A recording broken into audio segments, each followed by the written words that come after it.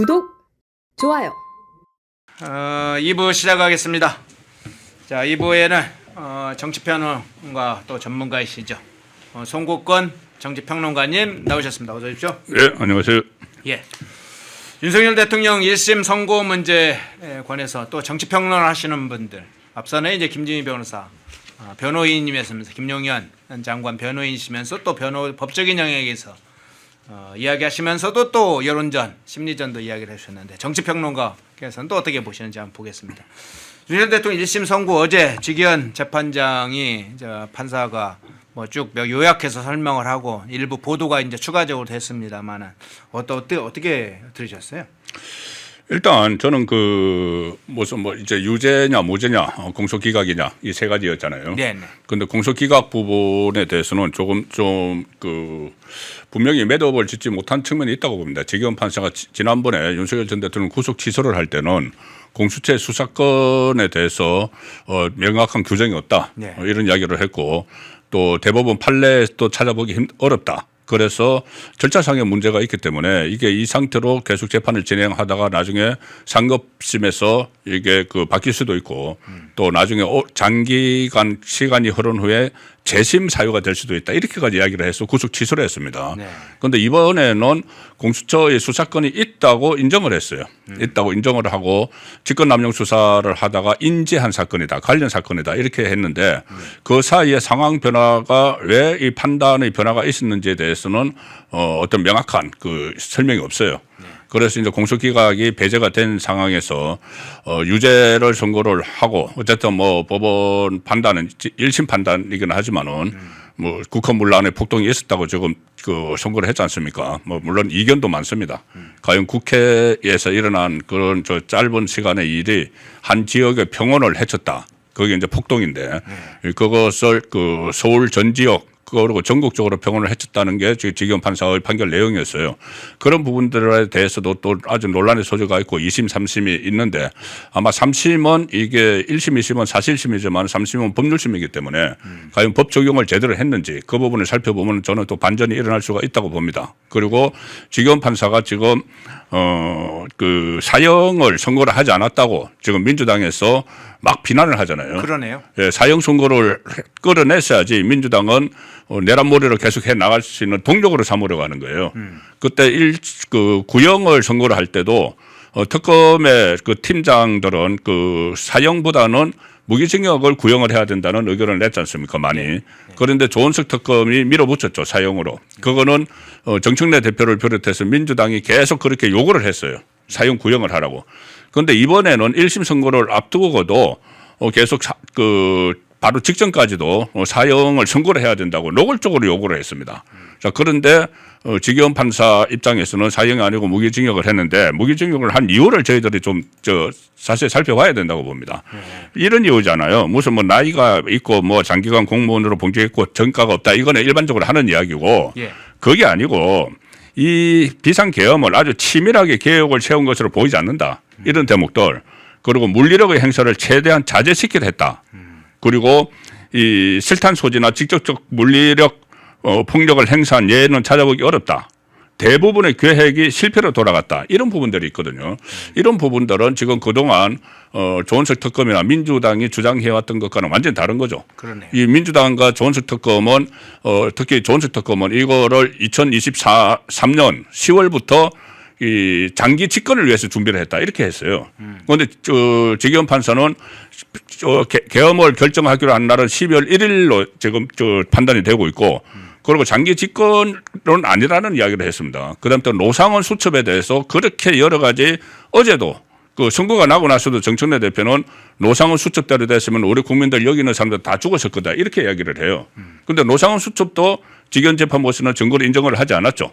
그래서 그런 부분들을 좀 더 자세히 살펴보면은 지기현 판사가 어떤 압박에 의해서 유죄를 선고를 하고 또 형량이 사형 아니면 무기징역이나 무기 금고밖에 없으니까 무기징역을 선고를 했다고 이렇게 본다면은 그 판결 내용은 디테일한 부분을 자세히 좀 살펴보면은 이게 지금까지 내란 프레임을 설치를 한 여러 곳이 저는 균열이 될 수 있다고 봅니다.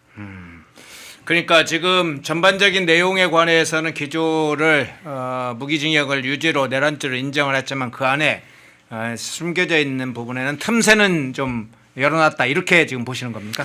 그렇죠. 그리고 가장 중요한 거는 어제 그 내란이라고 선고를 하면서 그러면은 비상계엄을 발동한 이유를 좀 자세히 좀 설명을 해야 되는데 네. 그래도 그나마 이런 설명은 했어요. 이 야당의 무리한 탄핵 소추하고 일방적인 예산 삭감 시도로 정부를 무력한다는 생각을 했다는 거죠. 물론 그 지나치게 그 생각을 했다. 그 이야기는 했지만은 이 부분 그러니까 왜 이 윤석열 전 대통령이 비상계엄을 선포를 하게 됐는지 부분 이 부분도 좀 부각이 돼야 되는데 지금 언론에서는 거기에 대해서는 전혀 초점을 맞추고 있지가 않아요. 그런데 헌법재판소도 저번에 탄핵을 인용을 하면서 그런 부분들을 언급을 했습니다. 그리고 어제 지기현 판사도 이 부분을 이야기를 했어요. 그 탄핵 소추 30건의 탄핵 소추 그리고 예산 삭감 그리고 그 다수당을 힘을 이용한 폭거 그리고 특활비 같은 거 아예 활동을 못하도록 제로로 만들어 버리는 거 이런 부분을 어제 다 이야기를 했거든요. 그런데 그 부분이 지금 부각이 되지 않고 있는데 아니 그 비상계엄을 했으면 비상계엄을 한 이유가 있을 거 아니에요. 그러면 그 원인을 제공을 한 그리고 윤석열 전 대통령도 12구 그때 담화에서 분명히 그 부분을 이야기를 했는데 거기에 대해서는 지금 재판부 선고문에 어제 전부 다 한 건 아니잖아요. 원래 이게 1,300페이지 정도가 된다고 해요. 네. 그래서 거기 보면은 더 자세한 내용이 나와 있을 겁니다. 그 부분을 한번 좀 살펴봐야 된다고 봐요. 비상계엄을 선포를 하게 된 계기를 어떻게 재판부가 정리를 했는지도 저는 중요한 대목이라고 봅니다. 예. 자, 가장 사실은 중요한 쟁점은 앞서 설명을 했다시피 두 가지인데 공수처 수사권 문제하고 폭동, 국헌문란에 관한 폭동 뭐 이런 건데 자, 공수처 부분만 좀 제가 추가로 질문을 드릴게요. 애초에는 지금 말씀하신 것처럼 작년 3월에 윤석열 대통령 구속 취소를 할 때만 하더라도 규정이 없다. 그리고 대법원 판례 없다. 그래서 구속을 취소했지 않습니까? 자, 그런데 입장을 바꿨어요. 이번에는 수사 중에 직권남용죄 관련해서 수사 중에 그 혐의를 발견해서 그것이 수사가 가능했다는 식으로 말을 바꿨습니다.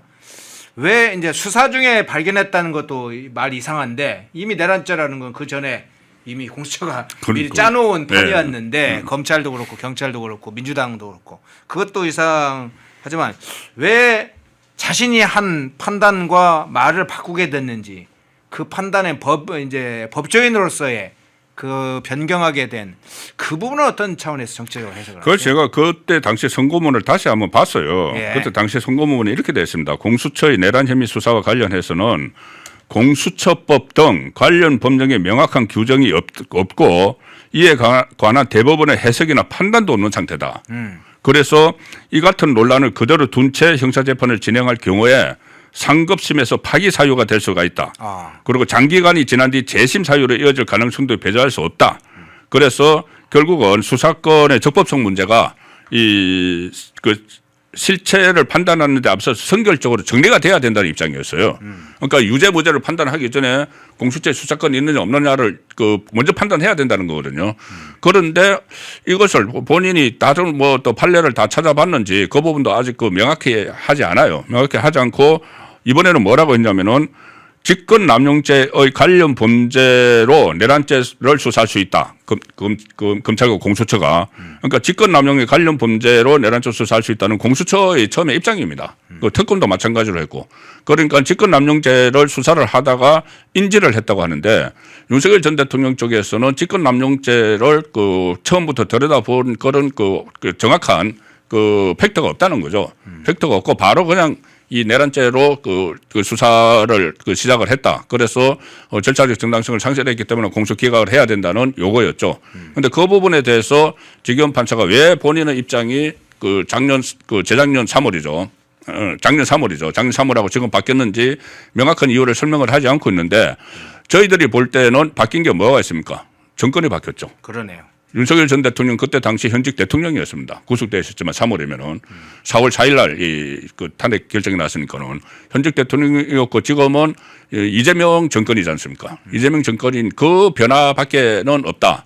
다른 거 혹시 모릅니다. 그 지경 판사 그 판결문을 아직 다 안 봤습니다. 기자들도 워낙 방대해서 지금 막 보고 있는데 그 안에 이 부분에 대해서 설명이 있든지 모르겠지만은 어제 선고를 하는 과정에서는 명확한 설명이 없었습니다. 그렇다면은 왜 입장이 바뀌었는지 이 부분도 분명히 따져봐야 될 대목이죠. 예.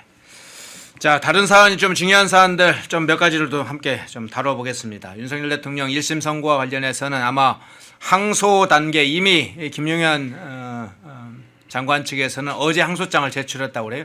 항소장이 새롭게 제출되고 판결문이 공개되면 아주 상세하게 나올 것 같습니다. 이번에 이제 분석이 끝나는 게 아니고 다음 주, 다다음 주에 또 집중적으로 분석이 될 테니까 추가 분석을 좀 해보는 것으로 하고, 자, 속보 나온 거 한번 먼저 좀 소개를 좀 드리겠습니다. 배현진 효력정지 가처분 신청했다. 당원권 정지 1년 맞았었죠. 배현진 의원 효력정지 가처분 신청을 서울 남부지법에 신청서를 제출했다고 하네요. 아동사진, 아동 인권 문제와 관련해 있죠. 미성년 아동의 사진을 SNS에 무단으로 게시해서 중징계를 받았던 배현진, 그 가처분 신청했네요. 무슨 절차상 하자가 있다는 것인지 아니면 뭐 정치적 사안도 아니고 아동 사진 가처분 신청이 저게 통과가 될지 정치적으로 판단하는 것 같은데, 배현진 저거 어떻게 해석을 하세요? 지금 이런 거 문제를 제기하는 것도 조금 타이밍이라는 게 있습니다. 그런데 어제 윤석열 전 대통령 선고를 앞두고 있는 시점에 우재준이 그 청년 최고위원회에서 친한계 그 장동혁 대표를 찾아가서 배현진 의원에 대해서 그 징계를 취소를 해달라 최고위원회에서 이렇게 요구를 하고, 그러니까 뭐 장동혁 대표는 뭐 검토하겠다는 이야기를 했죠. 그러니까 바로 배현진 의원이 빨리 최고위원회 열어라 이렇게 이야기를 했어요. 나 징계를 그 풀어라. 그러면은 최고위원회에서 윤리위가 결정한 그 징계를 최고위원회에서 그 없는 걸로 만들어 버리면 윤리위원회는 뭐 하려는 겁니까 그러면?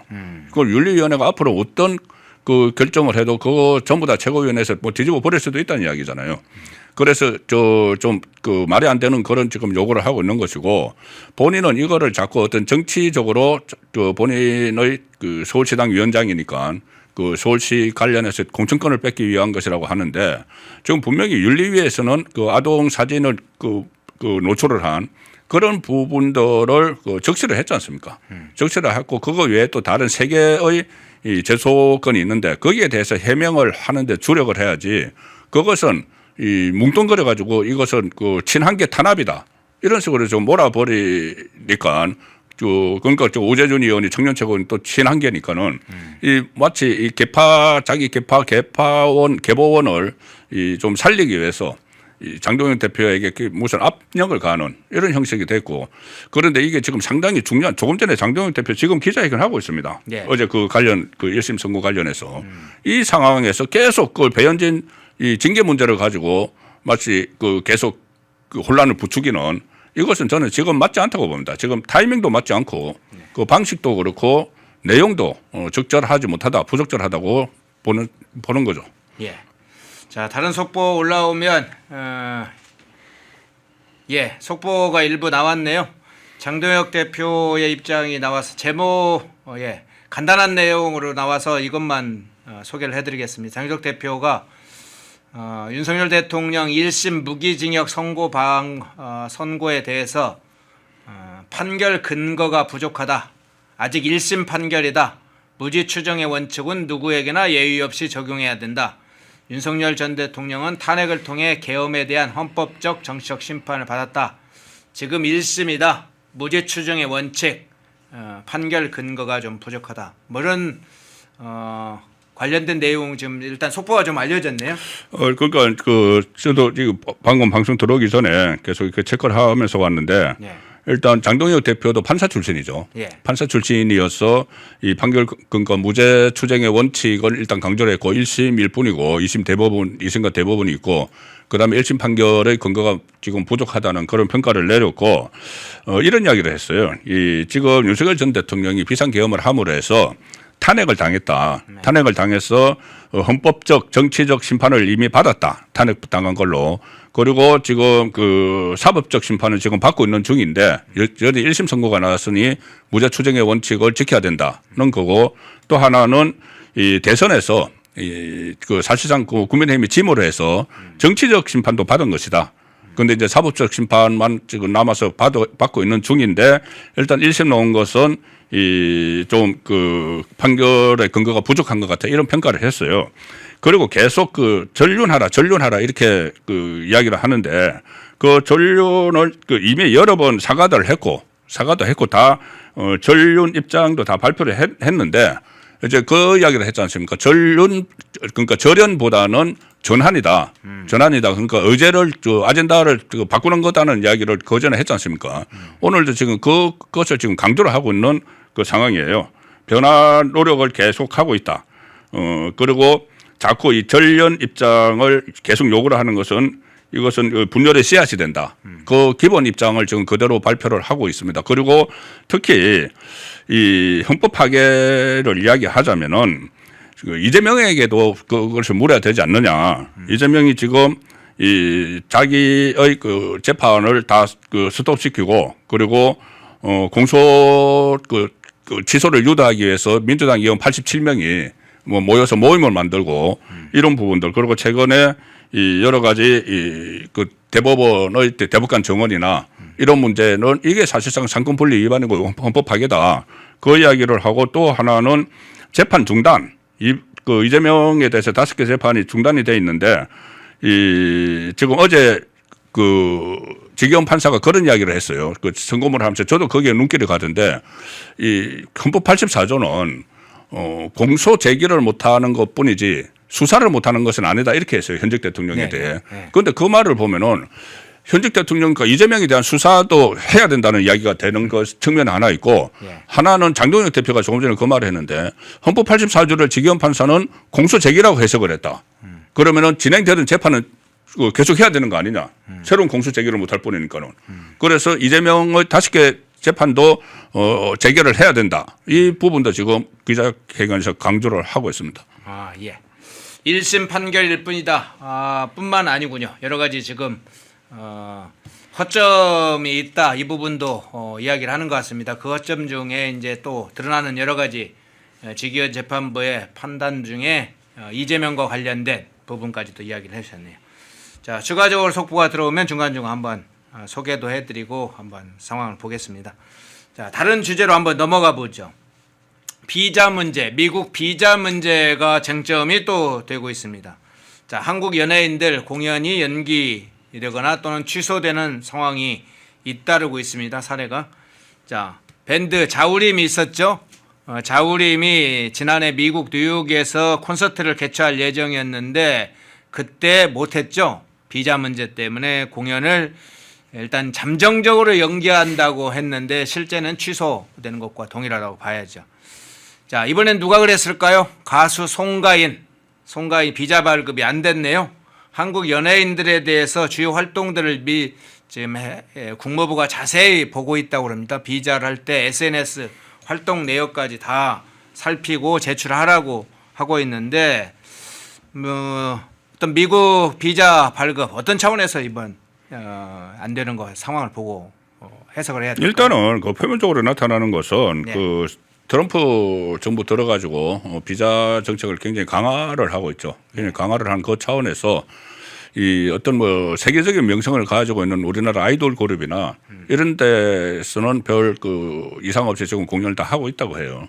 근데 거기는 아무래도 세계적으로 이름이 알려졌고 또 오면 미국에 또 이렇게 이익이 되는 공연을 하는 그런 부분인데 아무래도 토로토 가수니까는 미국에서는 그만큼 명성은 없는 것 같아요. 그래요. 그래서 이 송가인 씨도 그렇고 자오린도 그렇고 그 김창옥 그 강연자 김창욱 씨도 그렇고 또 얼마 전에 웅산이라고 재즈 가수, 네네. 재즈 가수도 이 그 비자가 빨리 나오지 않아 가지고 그 결정된 시간에 나오지 않아서 이 그 공연 일정을 연기를 하거나 취소를 하는 그 사례들이 잇따르고 있는데 이게 이제 뭐 핵심은 정치적 목적이 있느냐, 어떤 정치적 성향을 이 검토를 하고 하는 것이냐, 아니면은 전체 그런데 전체 미국의 이 채권 추세가 한 전체 공연의 한 30% 정도가 줄어들고 있다고 해요. 해외 그 아티스트들 공연이. 그래서 그 일환인지 그 일환에서 이렇게 적용을 받는 것인지 아니면 정치적 성향 때문인지는 조금 더 다른 정보가 있어야 판단을 할 수 있을 것 같습니다. 예.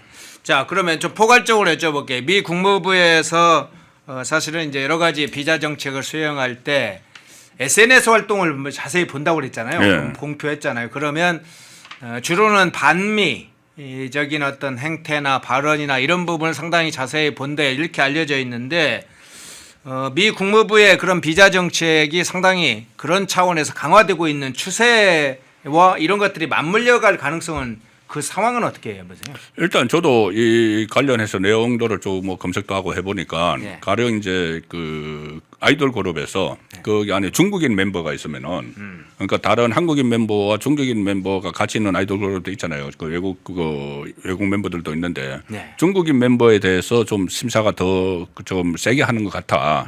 이런 그 분석들은 지금 나오고 있더라고요.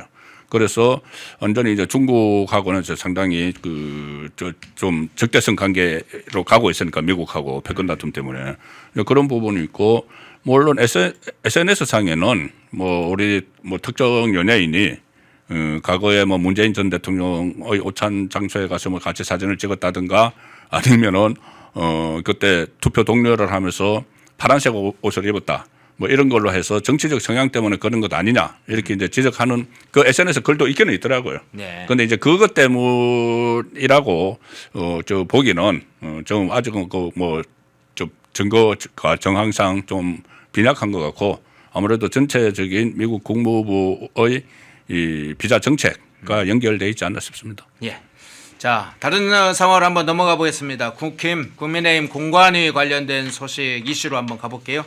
6.3 지방선거 공천관리위원회가 구성이 됐습니다. 이정현 전 새누리당 대표가 위원장으로 지난 12일에 임명이 됐죠.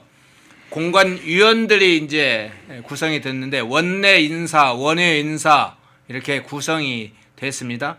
원내에서는 3명의 현역 의원들이 들어갔고 나머지는 다 의원들이 아니에요. 특히나 30대, 40대 뭐 젊은 사람들 여성들이 한 30대 40대와 여성들이 한 60%다. 그래서 기존의 공관위 구성과 상당히 다르다. 판사 검사가 출신이 거의 없다.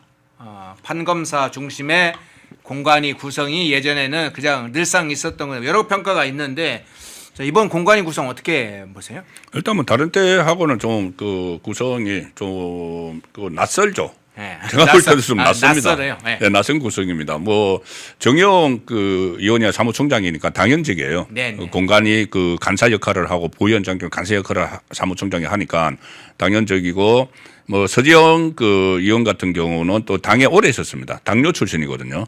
당뇨 출신이고 홍보본부장을 맡고 있기 때문에 이 현역 의원으로서 그 정의용, 서지영 그리고 최수진 이 원내 수석 대변인 들어갔고 그 다음에는 이제 원내 그 목 한 사람 그 윤용건 들어갔고 나머지는 전부 다 이름이 생소해요. 예, 저 아는 사람 한 사람도 없습니다. 네. 그래서 아마 그 이정현 그 공관위원장이 장동혁 대표하고 상의를 해서 이렇게 선발을 했을 텐데 이번 공관위 중앙 공관위가 좀 과거와 달리 역할이 좀 많아진 부분이 하나 있어요. 뭐냐면은 50만 이상 도시, 50만 이상 도시를 그동안 시도당에서 공천을 했는데 단체장이나 가령자에서 뭐 경북의 포항이나 아니면 그 충청도 쪽에 굉장히 많이 있어요. 50만 이상 도시. 그리고 서울에도 뭐 강남구청이나 송파구청 이런 데는 시도당에서 하는 게 아니고 중앙당에서 공천을 심사를 하기로 했기 때문에 과거보다는 좀 더 이 중앙공천관리위원회의 역할이 더 많아진 거죠.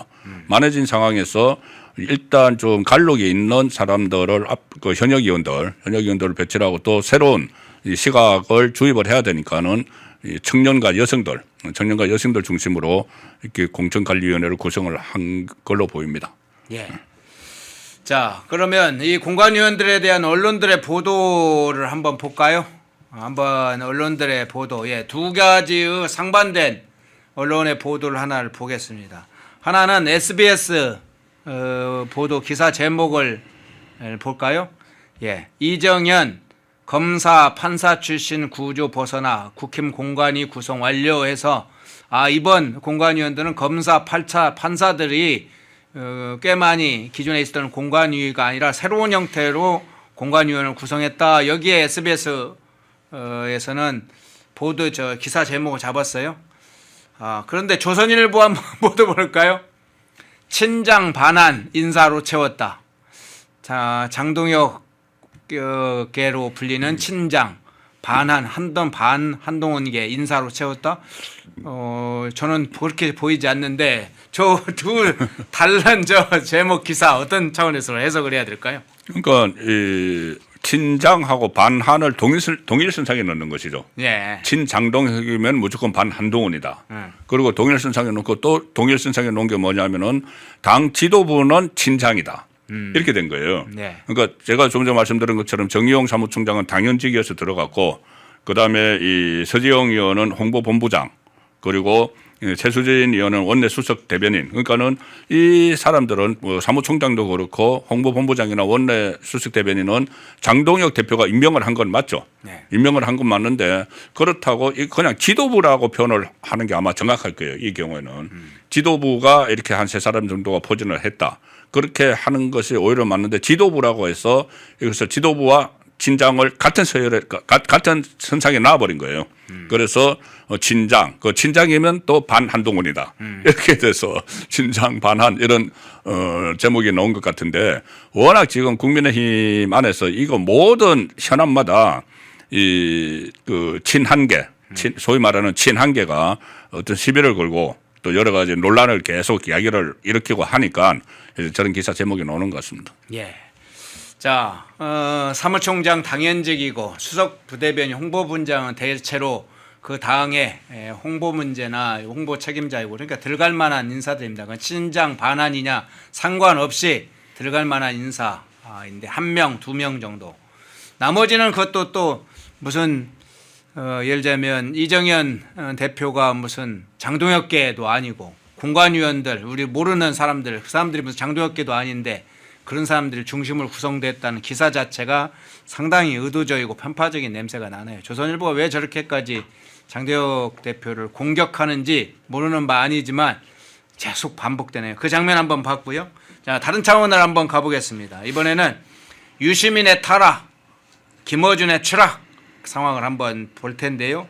자, 유시민 제목, 기사 제목입니다. 저게 내가 미쳤거나 그들이 미쳤거나 이 공소 취소 모임 비판. 자, 유시민이 한 얘기예요. 저건 우리가 만드는 얘기가 아니고 유시민이가 MBC 손석희 질문들 포에 출연을 했습니다. 지금 친명계 의원 76명, 77명인가요? 주축이 돼서 87명. 87명이요. 예. 87명이 결성한 게 있죠. 이재명 사건 공소 취소와 국정조사를 추진하는 의원 모임. 플레임으로 하면 이재명 대통령 이렇게 되어 있습니다. 물론 제가 이재명이라고 그냥 부르는 거예요. 약칭 공추모. 이것에 관해서 유시민이 발언을 했어요. 논평을 했습니다. 어떻게 했냐면 여당 내 권력투쟁이 벌어지면서 이상한 모임들이 생겨나고 친명을 내세워 사방에 세를 과시하는 움직임이 나타나고 있다. 많은 사람이 미친 짓을 하면 내가 미쳤거나 그 사람들이 미친 것인데 제가 미친 것 같지는 않다 하면서 친명계 저 87명을 미쳐버린 것 같다. 그런 표현도 아주 그냥 유시민다운데요. 어떻게 보셨어요? 87명이 집단으로 미쳤다는 이야기인데, 예. 이게 일단 지금 87명 모임의 성격이 제일 처음에 출범을 할 때는 대장동 변호사가 누구죠? 그 국회의원 이건태. 예. 이건태가 모임을 만들면서 이재명 공소 취소를 위한 모임으로 시작을 했어요. 그런데 이게 이제 그 과정에서 합당 파동이 일어났지 않습니까? 네. 합당 파동이 일어나니까는 이게 계속 불어나면서 87명까지 됐을 때는 그 공소 취소를 위한 모임, 명칭은 그런데 실제로는 반정청래 모임이 돼버린 거예요. 반정청래 모임이어서 친명 반정청래 모임이니까 친정청래 쪽에서는 저것이 거대한 암벽 같은 게 생겨버린 거죠. 네. 자기들에게 암초 같은 게 생겨버린 거죠. 그래서 저거 87명에 대해서 집단적으로 지금 미쳤다는 이야기까지 나왔는데 유시민 씨도 이렇게 그 미친 이유는 뭐 이렇게 설명을 했어요. 공소 취소에 대해서 뭐 이 검찰의 불법 행위가 있었다고 확신이 있으면은 국정조사와 입법권을 행사하면 될 일이지 압도적 다수 의석을 가진 여당이 서명 운동을 한다.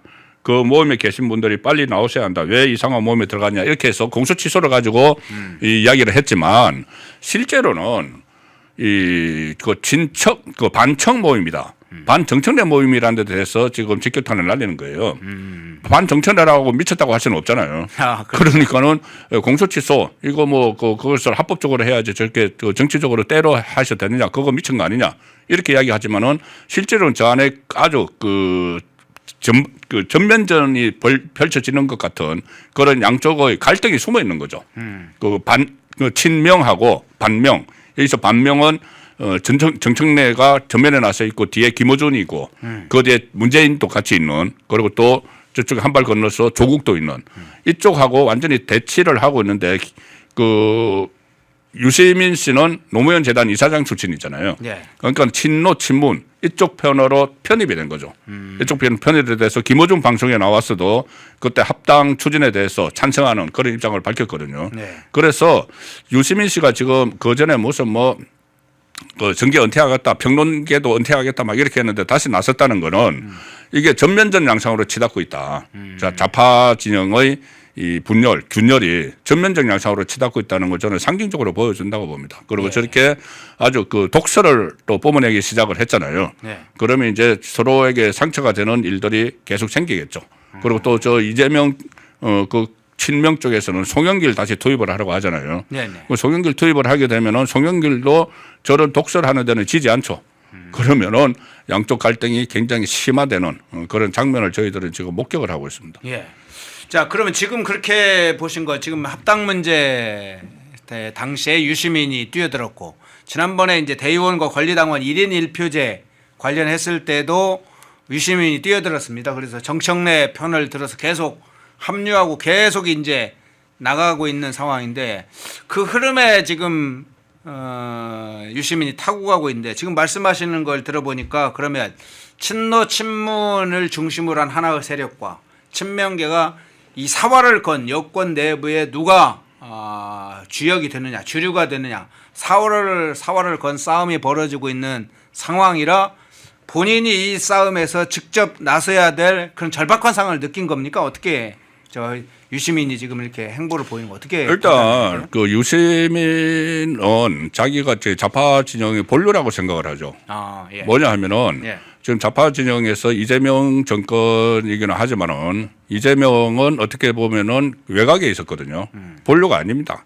그래서 처음에 민주당에 들어갔을 때 사실상 바지 사장 비슷하게 이렇게 일을 했는데 대주주들은 따로 있죠. 그 김대중 전 대통령 때부터 이어져서 뭐 노무현, 문재인 이렇게 올라오는 그 라인들이 따로 있는데 그 사람들을 퇴출을 시키고 이재명이 이 회계분들을 잡으려고 했던 거예요. 좌파 진영에서. 그래서 그때 총선 때 비명 행사 막 시키고 했지 않습니까? 그래서 어느 정도 자기 당 이재명의 사당처럼 이렇게 만들어 놨는데 좌파 진영 전체를 장악하지는 못한 거죠. 그 상태에서 이제 집권을 하게 됐고 당 쪽에서 다시 이 본인들은 뭐 장기 집권을 지금 계획을 하고 있으니까는 다음에 집권할 때는 원래 본류들 그러니까 친노 친문으로 내려온 이 본류들이 집권을 해야 된다는 그 생각을 하고 있는 거예요. 그래서 이게 양쪽에서 완전히 헤게모니 다툼이 벌어지는 상황에서 이 사람 저 사람 스피커들이 전부 다 이제 참전을 하는 그 유시민도 그 노무현 재단 이사장까지 했고 그러니까 저기 빠질 수가 없는 상황이어서 여기까지 참전을 했기 때문에 이것은 그 전면전으로 치닫는 하나의 상징적인 인물이 지금 투입이 됐다고 봅니다. 전면전 양상으로 가고 유시민이 거기에 합류 투입이 됐다. 자, 다른 인물 한번 볼까요? 김어준 한번 상황을 보겠습니다. 좌파 유튜브 채널 대표적인 채널이죠. 김어준의 뉴스공장 구독자와 시청자가 상당히 빠졌다. 계속 추가적으로 빠지고 있다고 그래요. 지난주 기준으로만 해서 2월 9일에서 15일까지 3만 명이 빠졌고 실시간 시청자도 10% 빠졌다. 그런데 그 위에도 좀 더 빠지고 있다고 그래요. 지금 이탈 조짐이 좀 있네요. 어떤 차원에서 해석을 하고? 그래서 이거를 지금 김호주 뭐 구독자가 2만 명, 3만 명 빠졌다. 동시 접속 시청자도 좀 줄어들었다. 그래서 김호주는 힘이 약해지고 있다. 이렇게 이제 주로 친명 쪽에서 이야기를 해요. 네. 좌파 매체에서도 친명에 가까운 매체들이 이야기하는데 이 사람들 그러다가 김호준한테 큰 거 다칩니다. 아 그래요? 김호준이 이렇게 만만히 볼 그 좌파 안에서 아니 이재명도 그 집권하기 직전까지 그거 맨날 찾아갔잖아요. 예. 그거 방송국에 찾아갔고 정청래 찾아가고 뭐 김민석도 저번에 무슨 뭐 자기 여론조사에서 빼달라고 그랬다가 그거 우리가 알아서 해 이래버렸잖아요. 네. 이 국무총리보다 훨씬 저 높아요 지금 좌파 진영 안에서. 네. 그 어떻게 보면은 이재명보다 더 권력 셀지도 모릅니다. 아 서열순위가 그렇게. 좌파 안에서 더 셀지도 몰라요. 네. 좌파 안에서는 최소한 네. 그 영향력 같은 게. 근데 마치 저 구독자들을 이제 양쪽에 하면서 한 2만 명, 3만 명 빠졌다고 힘이 약해졌다. 지금 그 200만이 넘죠 구독자가. 네. 그 중에서 2만, 3만 빠졌는데 이거 다시 뭐 하나만 있으면 다시 다 보충될 정도의 좌파에서 위력을 갖고 있어요. 그래서 김호준 저렇게 우습게 봐가지고 뭐 힘이 빠졌다. 이제 우리 세상이다. 뭐 요새 뉴 이재명 이야기 나오잖아요. 네네. 이재명 때문에 민주당이 들어온 사람들, 그 당원들, 그 뉴 이재명이 뭉치면은 김호준하고 정청래 퇴출시킬 수 있다. 그거는 엄청난 저는 착각이라고 봅니다. 김호준 씨가 가지고 있는 그 좌파 진영 안의 어떤 그 약점들, 취약점들, 아니면은 어떤 뭐 비밀 같은 것들, 이거 엄청나게 저는 많다고 보거든요. 네. 그것들을 가지고 한번 저 괴담을 퍼뜨리기 시작하면은 김호준 씨는 그 진짜가 아니라도 괴담을 퍼뜨리잖아요. 가짜 뉴스로. 그때 뭐 여러 가지 기억나는 거 있지 않습니까? 뭐 생태탕부터 시작해서 여러 가지 기억나잖아요. 뭐 할로윈 참사까지도 뭐 여러 가지 그 가짜 뉴스를 가지고 여론을 막 좌지우지하는데 좌파 안의 여론을 좌파 안의 여론을 좌지우지하는데 이거 한번 이재명에 대해서 직접적으로 마음 먹고 공격하기 시작하면은 정말 이재명 정권 흔들릴 거라고 봅니다. 자 그러면 지금 민주당 내부에서는 어쨌든 친명계 일부하고 친명 개딸들이 있잖아요. 친명 개딸들에서는 김어준 손절론 지번에 합당 당시에는 김어준이 기획한 거 아니냐. 그러면서 김어준을 경계하고 상당히 이제 배척하는 흐름이 일부 있긴 하지 않습니까? 그러면 김어준을 손절해야 된다 이런 정치 상황이 한편으로 좀 있는데 김어준의 유튜브의 영향력은 여전히 센 영향력을 가지고 있는 이 상황이 계속 충돌될 상황이 지금 예견되는 상황입니까? 어떻게 이후 상황은 어떻게 보세요? 저는 이게 특히 이재명 정권 초반이잖아요. 예. 초반에 이런 좌파 안에서 헤게모니 다툼이 일어나고 있다는 것은 어떤 결과를 알 수가 있거든요. 그런데 지금 이재명 정권은 역대 다른 정권에 비해서 가장 취약한 정권이에요. 예. 약점이 많이 있죠. 이재명은 5개의 재판을 주렁주렁 시한폭탄처럼 달고 있지 않습니까? 그리고 그 중에 시한 하나는 선거법 같은 경우는 그냥 터지면 바로 터집니다. 그리고 또 하나가 뭐가 있냐면은 이재명은 탄핵 사유를 또 쌓고 있어요. 탄핵 사유가 헌법과 그 법률의 중대한 위반인데 지금 집권하고 나서도 저번에 당무 개입 논란이 있었지 않습니까? 당무 개입도 있고 또 하나가 그 매각 매직 의혹이죠.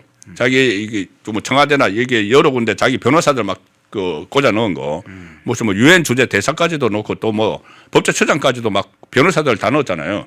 그때 나왔던 이야기들이 전부 다 이거 변호사비 대신 그 자리 주는 것 아니냐. 매각 매직이거든요. 그런 부분들 그리고 특히 당무 개입한 이런 부분들은 탄핵 사유가 되죠.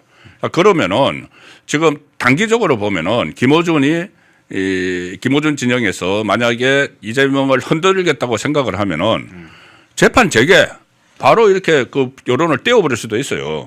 경우에 따라서는. 왜냐하면은 이게 이재명이 무너져도 지금 자기들이 정권을 다시 가져간다고 생각을 하거든요. 그러겠죠. 좌파 안에서 가져간다. 네네. 그러면 이재명이 아웃돼도 자기들이 정권을 지는데 진짜 원래 자기들 원래 주인이라고 생각하니까 원래 주인들이 정권을 가져간다는 생각을 하게 되면은 재판 재개 지금 국민의힘에서 아무리 목소리를 높여봤자 이 판사들이 무서워하질 않죠.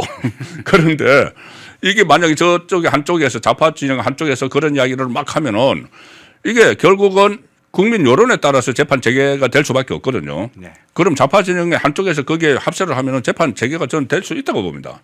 그리고 조금 더 장기적으로는 탄핵이죠. 그때 우파 두 번의 그 탄핵당해서 정권이 무너질 때 그때 뭐 야당이 3분의 2 의석 안 됐습니다. 그런데 지금도 그 반대 경우가 발생할 수도 있다는 거죠. 지금 국민의힘 107석 플러스 조금 전에 단순하게 계산해봐도 친명이 87명이면은 비명이 75명이 되는 거예요. 민주당에서 162석이니까. 그 단순한 계산을 해봐도 만약에 한쪽에 이탈을 해서 그 탄핵에 찬성을 하게 되면은 3분의 2 넘길 수 있거든요. 자, 그래서 그게 좀 이 현실화 될 것인지는 이게 좀 더 지켜봐야 되고 좀 현재로서는 가능성이 좀 낮다고 보지만은 이런 식으로 완전히 양쪽이 정면 충돌을 하면은 그 극한 상황까지도 갈 수 있다는 생각이죠. 예. 어쨌건 범여권 내부에 아까 이제 유시민 이야기를 할 때 전면전이 시작됐다.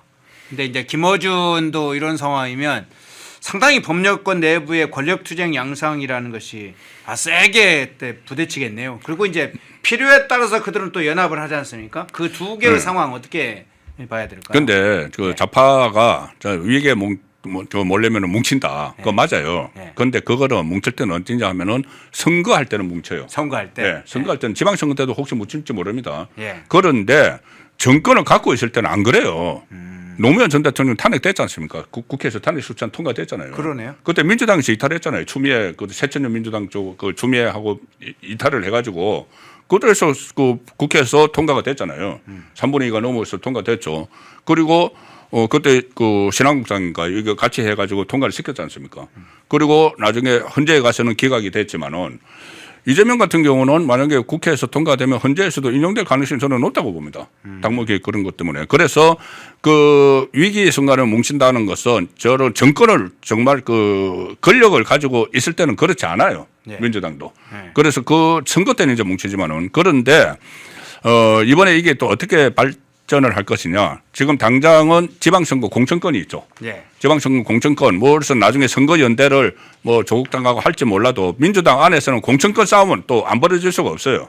그런데 지금 이재명 같은 경우는 이재명 주변 사람들이 각 그 어떤 여기저기 시도지사나 뭐 계양을 이런 데 뭐 김남준 같은 이런 사람들 출마를 하려고 하고 있잖아요. 그런데 이 현재로서는 당권은 정청래가 쥐고 있습니다. 정청래가 그 사람들을 다 쳐내버리면은 그러면 큰 갈등이 일어날 수밖에 없죠. 공천 그 갈등이 일어날 수밖에 없고 지방선거 끝나면 바로 8월 달에 민주당 전당대회예요. 전당대회면은 그때 당권을 놓고 다시 친명, 친청 이렇게 다시 겨루고 또 친청 뒤에는 김어준이 있을 거고 이렇게 겨루는데 그러니까 지방선거 공천권하고 8월 달 전당대회를 거치면서 그러니까 앞으로 이 갈등이 더 정폭될 정치 일정이 두 개가 큰 거에 있기 때문에 이게 그냥 단시간에 봉합되고 그러기는 어려울 걸로 봅니다. 예. 자, 민주당 권력 내부, 범여권의 권력 내부, 김어준과 유심을 통해서 그 장면을 좀 살펴봤습니다. 이제는 좀 해외로 한번 가볼까요? 자, 이란 상황, 아주 긴급하고 급박하게 돌아가는 상황들을 지금 알려지고 있습니다. 그 상황 한번 잠깐 살펴보겠습니다. 어제 제가 이제 이 뉴미디어 매체, 온라인 매체인 악시오스의 보도 내용 소개를 좀 드렸습니다. 미국 백악관 또 군사 전문가, 중동 전문가 악시오스가 취재를 해서 아주 빠르게 보도를 했는데 그 내용을 보면 마두로 정권, 베네수엘라 마두로 정권을 상대로 했던 정밀 타격 작전과는 차원이 다른 대규모 작전을 조만간 군사작전을 진행할 것으로 보인다. 이란과의 타협 협상이 안 되면 조만간 진행할 것으로 보인다. 이런 소식 전해드렸죠. 이 문제와 함께 두 가지 소식이 지금 추가적으로 나왔습니다. 어제 트럼프 대통령이 중동 평화회의 관련해서 이란에 열흘간 시간을 주겠다고 그랬어요. 그 전에는 한 달 얘기를 했었는데 어제는 열흘 안에 답을 내라, 답을 줘라 해서 딱 시한을 열흘 안으로 좁혀놨습니다. 그리고 자, 미국 뉴욕 증시 어떻게 됐을까요? 뉴욕 증시 3대 주가 지수가 동반 하락을 했는데 중요한 이유 중에 하나가 다른 이유도 하나 있지만 이 중요한 이유 중에 하나가 이란 공습에 관한 군사적 공습에 관한 관측이 즉 임박했다. 이런 것들이 알려지면서 뉴욕 증시가 지금 3대 주가 지수가 동반 하락했다는 소식까지 전해졌는데 아까 이제 악시오스 관련된 소식이 이제 아주 중요한 보도 내용이어서 어제 주요 신문에 다 보도가 됐던데 어떻게 이 상황 보세요? 일단 그 열흘간의 시간을 주겠다고 했잖아요, 트럼프가. 예. 그런데 지금 일부 외신 보도에 의하면은 이번 주말에도 공격이 감행될 수 있다. 아, 왜냐하면 작년 6월 달에 조금 전에 말씀하신 12일 전쟁 그때도 이 일정 부분 그러니까 핵시설에 대해서 이제 제거를 하는 그 시한을 줬어요. 협상 시한을. 네. 협상 시한을 줬다가 그것보다 먼저 공격을 했거든요. 그 트럼프식의 그 어떻게 보면 트럼프식 스타일이죠. 그래서 이게 아주 이번 주말이라도 아주 그 거대한 전면전이 발생을 할 수 있다고 하는데 지금 그쪽에 이 군사력을 막 집결을 시키고 있는데 뭐 항공모함이 2척이 있다고 해요. 네. 항공모함이 2척하고 군함 12척, 전투기 수백 대 이 전개되고 있어서 이게 지난번에 2004년인가요? 2000년 초에 걸프 전쟁이 있었지 않습니까? 네. 걸프 전쟁에 버금가는 그런 대규모 그 전쟁이 일어날 수도 있다는 지금 외신 보도들이 나오고 있기 때문에 이게 국제 정세가 또 상당히 불안해지고 그리고 국제 금융 시장에도 지금 당장 영향을 미치고 있지 않습니까? 우리 정부에서도 정말 저런 부분에 대해서 예의주시하고 뭐 비상 그 시에 대비해서 여러 가지 상황들을 점검을 해야 될 텐데 그런 점검을 지금 이재명 정부에서 제대로 하고 있는지 그런 것도 좀 우려가 되는 부분이죠. 워낙 지금 트럼프가 들어서 전 세계를 흔들어 놓고 있잖아요.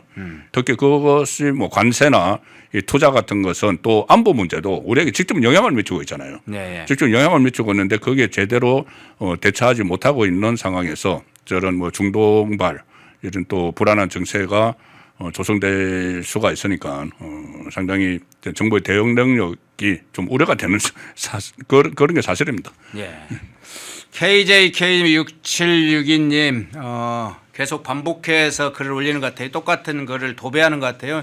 좀 차단 좀 해주세요. PD님께서 보시고 도배하는 글들은 좀 중간에 차단을 해주세요.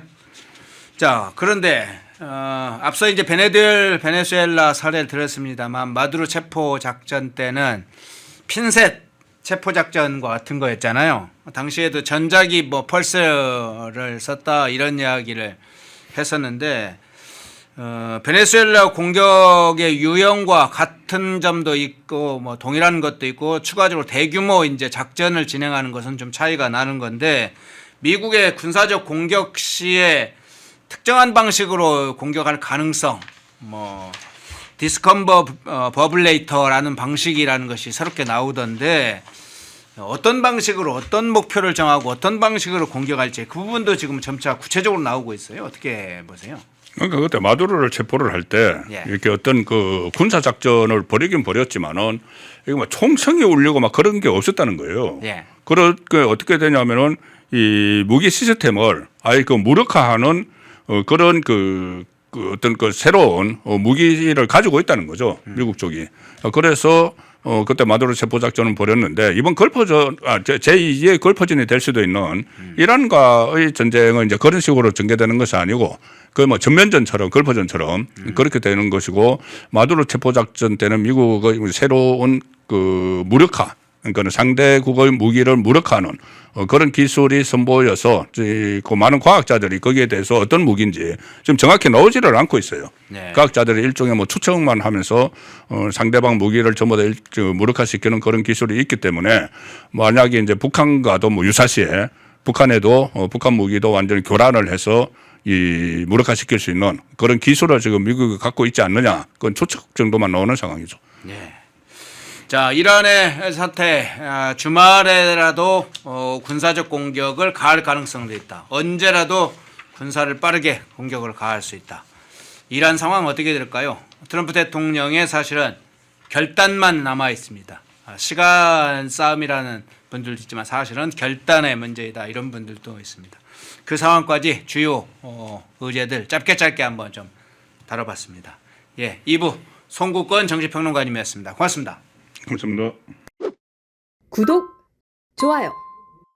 국민의힘의 이지혜 미디어 대변인 오늘도 모셨습니다. 안녕하세요. 네, 안녕하십니까. 네, 페덴베아키 TV 시청자 여러분 안녕하십니까. 국민의 미디어 대변인 이지혜입니다.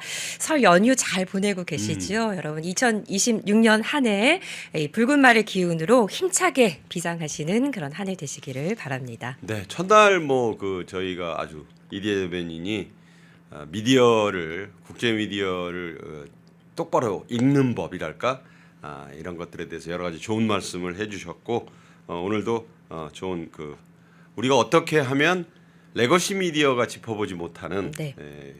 국제 뉴스 특히 한미 관계라든가 우리를 둘러싼 국제 정세의 뉴스를 제대로 보느냐 그 이면에 있는 진실을 꿰뚫어 보느냐 하는 그런 얘기를 좀 할 텐데 먼저 오늘 방금 들어온 새로운 소식 하나부터 전해드리면서 얘기를 풀어가도록 하겠습니다. 트럼프 미국 대통령이요 깜짝 놀랄 만한 발표를 했어요. 뭐 사실 예상은 좀 됐습니다만 일본이 이 5,500억 달러의 투자를 약속했다. 이건 우리가 알고 있는 내용인데 이게 네. 이제 본격적인 집행이 시작됐다. 구체적으로 이렇게 발표를 했죠. 그러면서 일본이 이제 이걸 왜 대미 투자 약속을 빨리 안 하느냐, 뭐 경로했느니, 뭐 분노했느니 이런 뉴스도 나왔는데 아마 이게 오늘 발표를 이끌어내기 위한 트럼프 특유의 압박술이 아니었나 하는 생각이 드는데 세 가지가 발표가 됐어요. 네. 5,500억 달러의 대미 투자 1호 프로젝트 에너지와 광물 등 3대 프로젝트 어떤 거였습니까 내용이? 네, 에너지 광물 3대 프로젝트를 발표를 했습니다. 트럼프 대통령이 일본이 이제 5,500억 불 투자가 구체적으로 시작이 된 거고요. 구체적으로는 에너지, 광물 등 3대 프로젝트를 발표를 했습니다.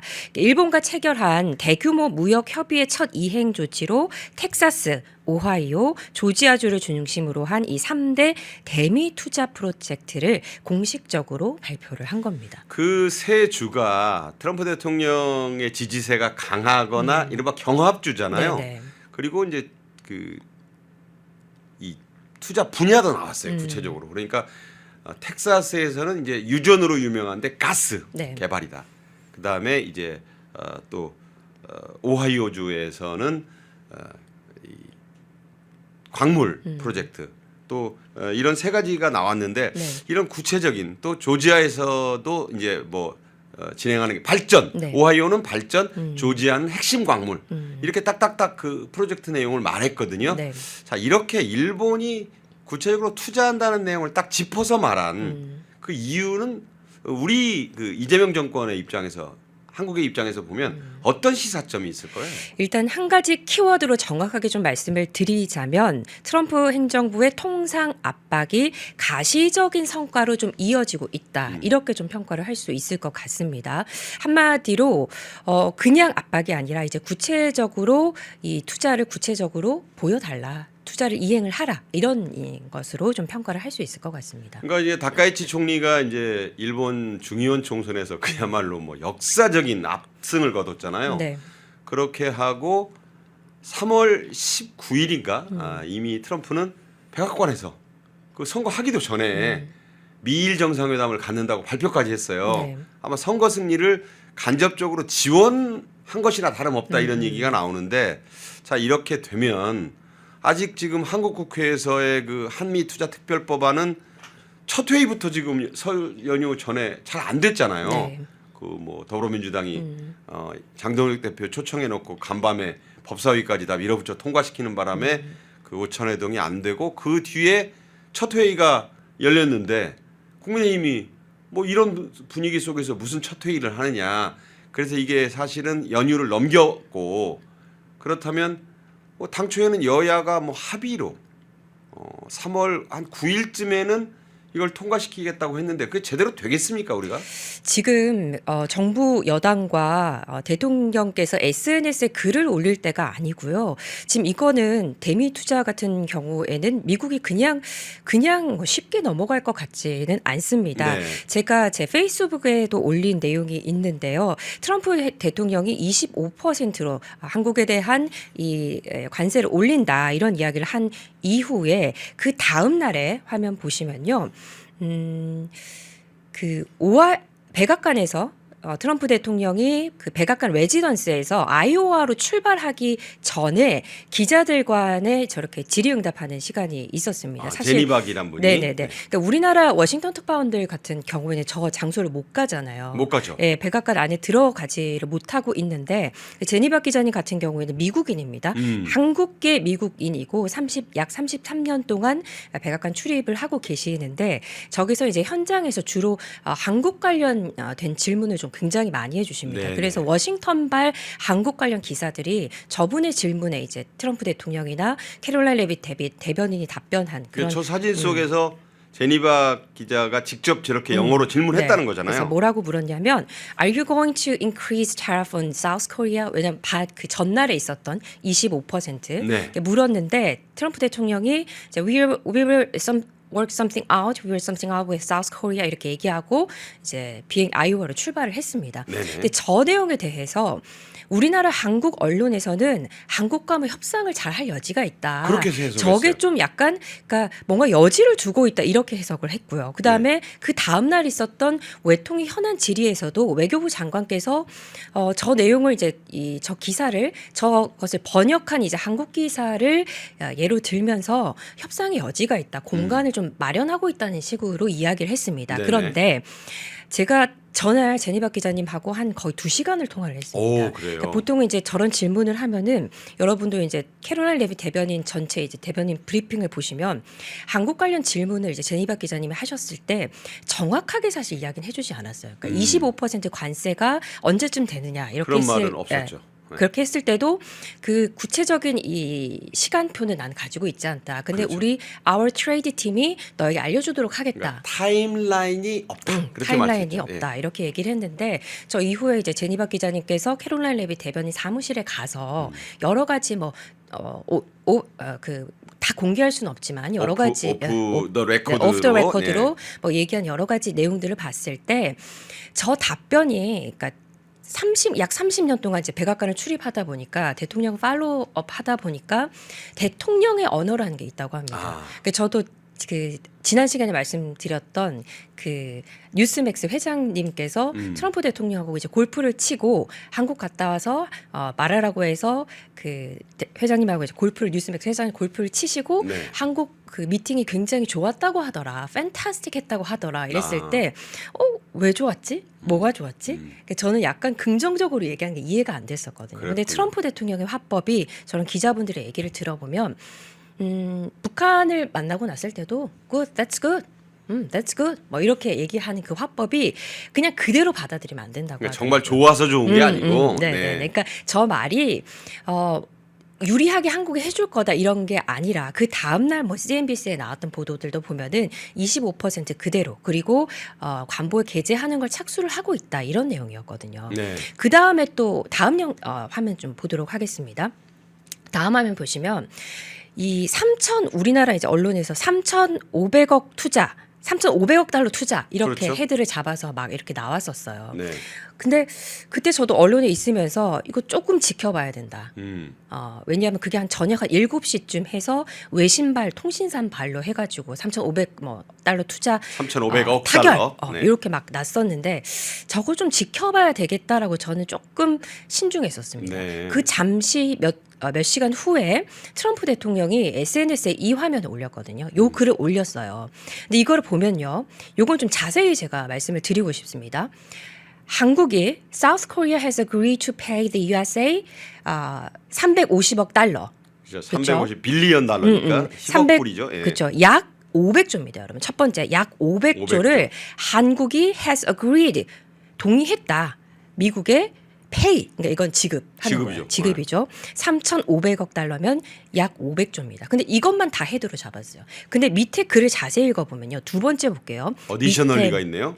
더 있습니다, 여러분. Additionally, they have agreed to buy our oil and gas in vast quantities. 그러니까 엄청난 우리의 석유와 천연가스를 네. 엄청난 양을 가진다. 미국에 네. 오일과 가스를 구입하는데 여기는 구체적인 뭐 숫자는 나와 있지 않습니다. 근데 vast quantities. 이게 vast라는 게 big 이거보다 더 큰 거예요. 베스트는 뭐 great 그 이거보다 아주 더 큰 거예요. 굉장히 큰. 어마어마한 방대한 양의 가스와 오일을 구입하겠다. 이게 두 번째입니다. 그러니까 지금 마치 그 방금 전에 우리가 봤던 미국이 그 텍사스의 원유 가스와 네네. 이걸 그 연상케 하는 대목이군요. 베스트하다는 네, 건. 네, 아주 어마어마한 이게 두 번째입니다. 자, 세 번째 다음 화면 화면 계속 보겠습니다.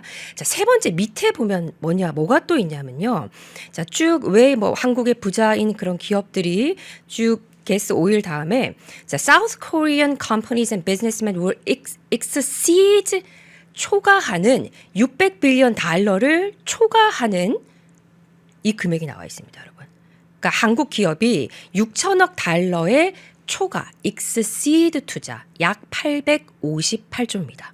그러니까 네. 1번 끝이 아니에요, 여러분. 1번, 2번, 3번 제가 다 합을 해봤거든요.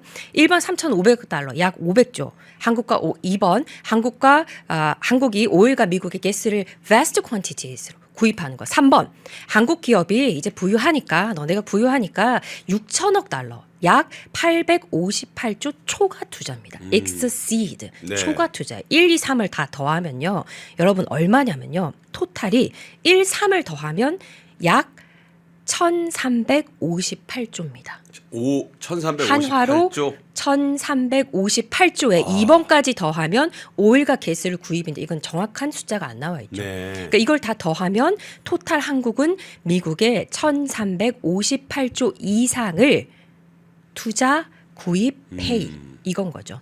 그러니까 이거를 트럼프 대통령이 SNS에 올렸는데 한국의 기사 제목은 그냥 3,500달러 이걸로 끝났습니다. 그 네. 이후에 이제 뭐 물론 팩트 시트에 뭐 여러 가지 내용들이 있기는 했지만 중요한 건 뭐냐면 현재 한국 정부가 미국과 협상한 내용을 구체적으로 밝혀야 합니다. 국민들께 솔직해야 합니다. 네. 대통령께서 그렇죠. SNS에 이런 뭐 주거 내용이나 우리 당대표를 향한 뭐 그런 내용을 올릴 지금 상황이 아니라 국민들을 위해서 국민들의 먹거리와 국민들의 물가와 우리의 밥상 이 물가가 직결되는 또 기업의 지금 기업이 이제 사느냐 죽느냐 이런 게 지금 걸려 있는 부분이기 때문에 이런 부분들에 대해서 사실대로 거짓 없이 그러니까 밝히고 좀 협상을 좀 이걸 진전을 해야 되는 거죠. 그러니까 이번에 그 설 연휴 때도 보면 네.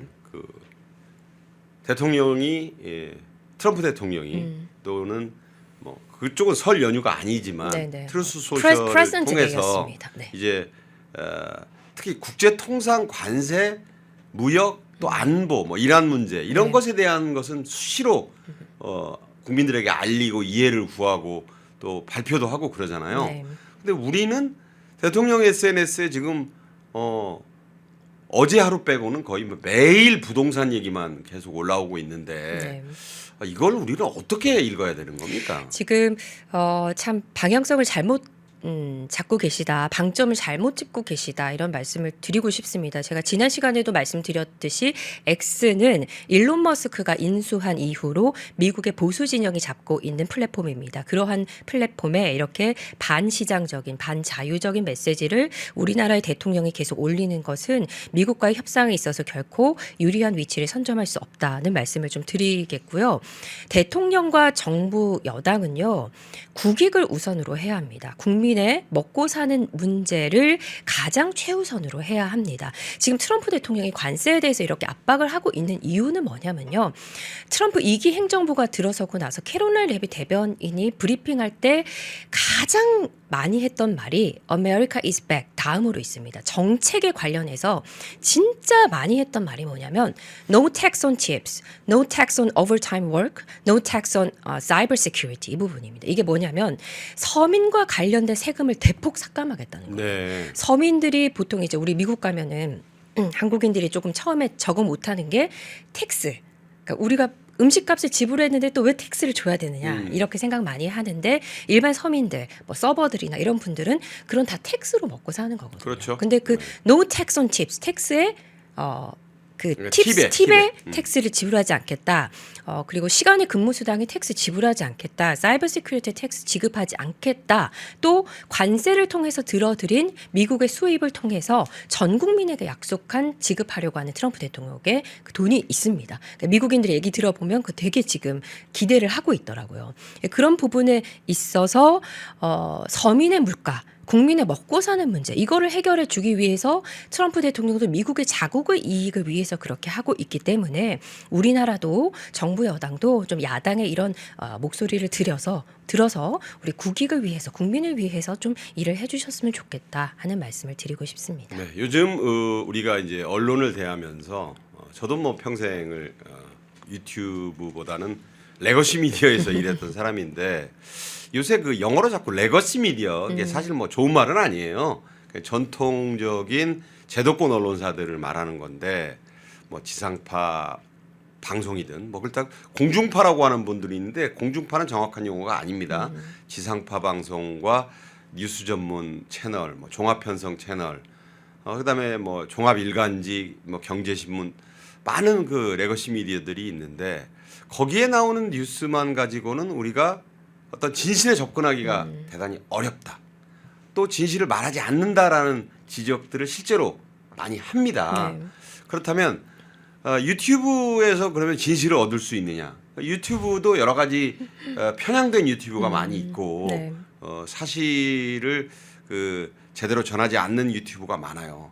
펜앤마이크는 저는 제가 몸담고 있어서 그런 게 아니라 예외라고 생각합니다만 레거시 미디어와 유튜브 뉴미디어까지를 포함해서 지금 이 시대 이재명 정권 하에서의 이 언론 환경에서 제대로 미디어를 어떻게 터봐볼 수 있겠는가? 터봐본다는 말은 뭐 그냥 보는 게 아니고 진실을 뽑아내는 꿰뚫어보는 능력 여기에 대한 말씀을 오늘 좀 준비하셨다고 하던데요. 네, 저는 우선 언론과 방송은 4가지 요소를 가지고 있어야 된다고 생각합니다. 첫 번째는 공익성, 두 번째는 공정성, 세 번째는 창의성, 네 번째는 긍정성인데 과연 말씀하셨듯이 현재 메인스트림 미디어에서 나오고 있는 저희 국민의힘 관련 기사들, 국민의힘 장동혁 대표님과 지도부에 관련된 기사들이 이 4가지에 과연 부합한가? 라고 질문을 했을 때 참 아쉬움이 많이 듭니다. 그래서 오늘은 좀 새해가 시작된 만큼 제가 국민의 미디어 대변인으로서 그동안 좀 기울어진 운동장 가운데 있었던 저희 국민의힘 관련 기사의 프레임을 완전히 좀 바꿔보고자 합니다. 기사 제목도 좀 바꿔보고요. 네. 좀 이렇게 기사를 써주셨으면 좋겠습니다 하는 기사는 제가 또 좀 직접 작성을 해오기도 했습니다. 네, 자, 그래서 한번 볼까요? 네. 자, 일단은 설 명절이 이제 지난주 13일부터 시작되고 여러분께서 설 어제 세시고 또 명절을 지내고 계시는데 선배님께서 기사 저에겐 정말 제가 좀 먼저 한 거죠. 선배님인 예.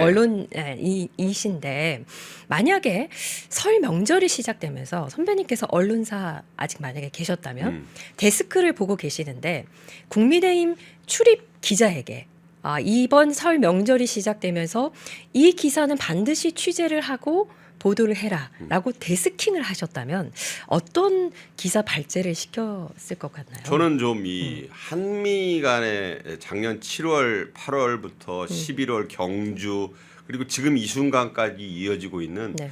도대체 한미 간에 있었던 협상의 진실, 팩트 체크를 좀 제대로 해보자. 역시 예리하십니다. 왜냐하면 국민들에게 알려진 부분이 너무 적은 거예요. 네네. 그러니까 청와대 정책실장 김용범의 발표, 뭐 장관 구윤철, 네. 김정관의 발표, 일방적인 발표를 그 레거시 미디어가 받아쓰기 하는 식으로 전해진 거 말고는 네.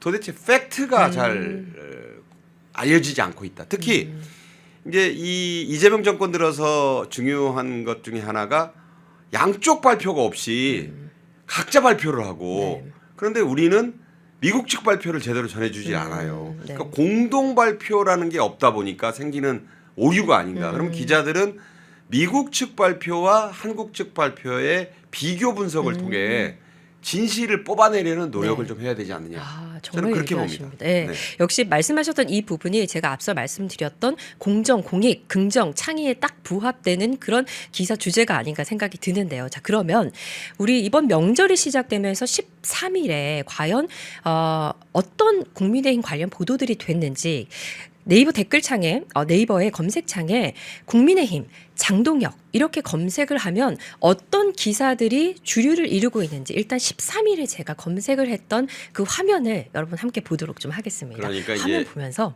네.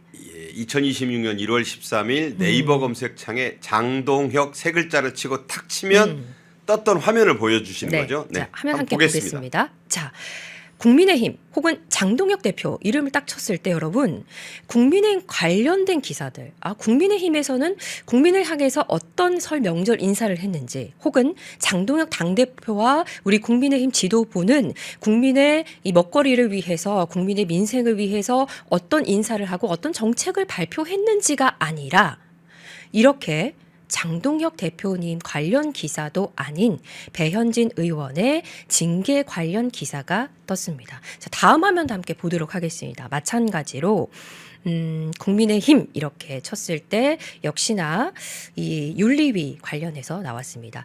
조금 더 정확하게 말씀드리자면요. 국민의힘 지도부와 국민의힘 당대표와 윤리위는 별개의 기관입니다. 독립적인 기구입니다. 장동혁 대표께서 항상 강조하는 말씀이 당의 질서와 기강을 잡아야 한다. 이런 메시지를 많이 냈는데요. 이것은 당의 질서를 잡는 차원에서 기강을 잡는 차원에서 당의 질서대로 규정대로 만들어진 그런 결과입니다. 자, 그러면 저는 이렇게 생각합니다.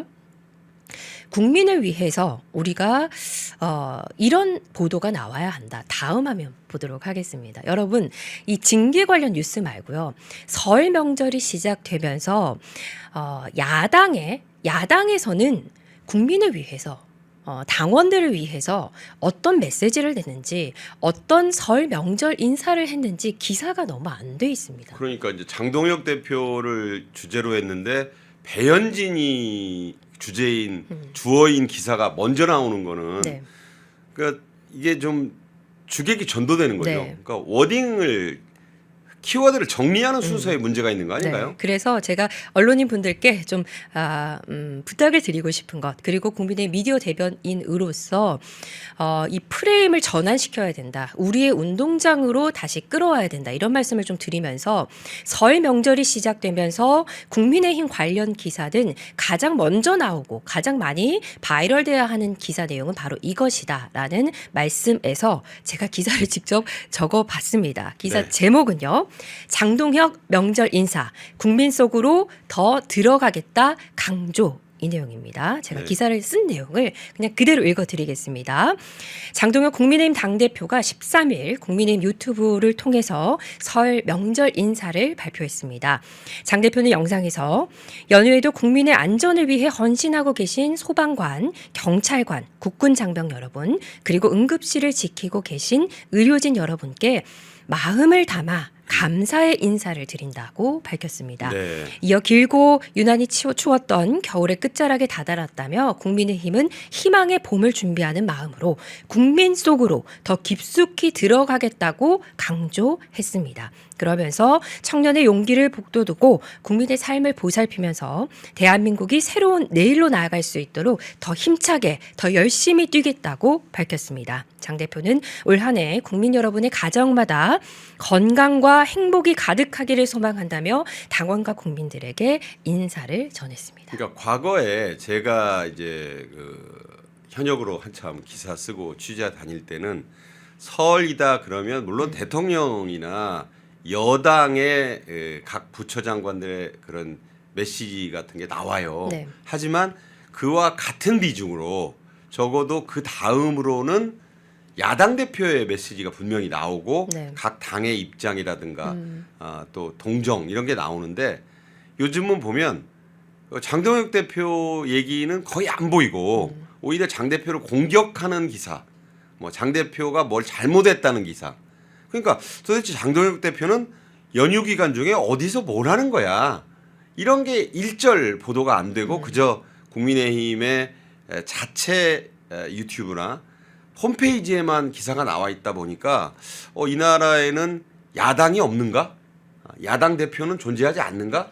이런 느낌을 갖는 어떤 일종의 프레임이 쓰여진다는 느낌이 들거든요. 네, 그래서 메시지가 없는 것이 아니라요. 우리가 더 메시지를 프레임을 전환하고 이슈를 선점해야 한다. 이런 말씀을 좀 드리고 싶습니다. 때마침 이슈를 선점했습니다. 자, 다음 화면 보도록 하겠습니다. 장동혁 대표께서 이번 설 연휴에 불효자는 웁니다라는 메시지를 올렸습니다. 저 화제가 됐던 네. 그 SNS죠. 저는 이거 보고 진짜 눈물이 나더라고요. 사실 저도 오늘이 저희 친정어머니 생신이거든요. 그러세요? 저도 이제 고향이 이 경상도라서 지방에 계시는데 지금 이 내용이요. 서민의 의식주 중에서 가장 중요한 주의 문제, 사는 장소의 문제에 대해서 장동혁 대표께서 야당의 대표가 저는 국민들의 그 세세한 사정을 좀 대변해서 이야기해주지 않았나 이렇게 생각합니다.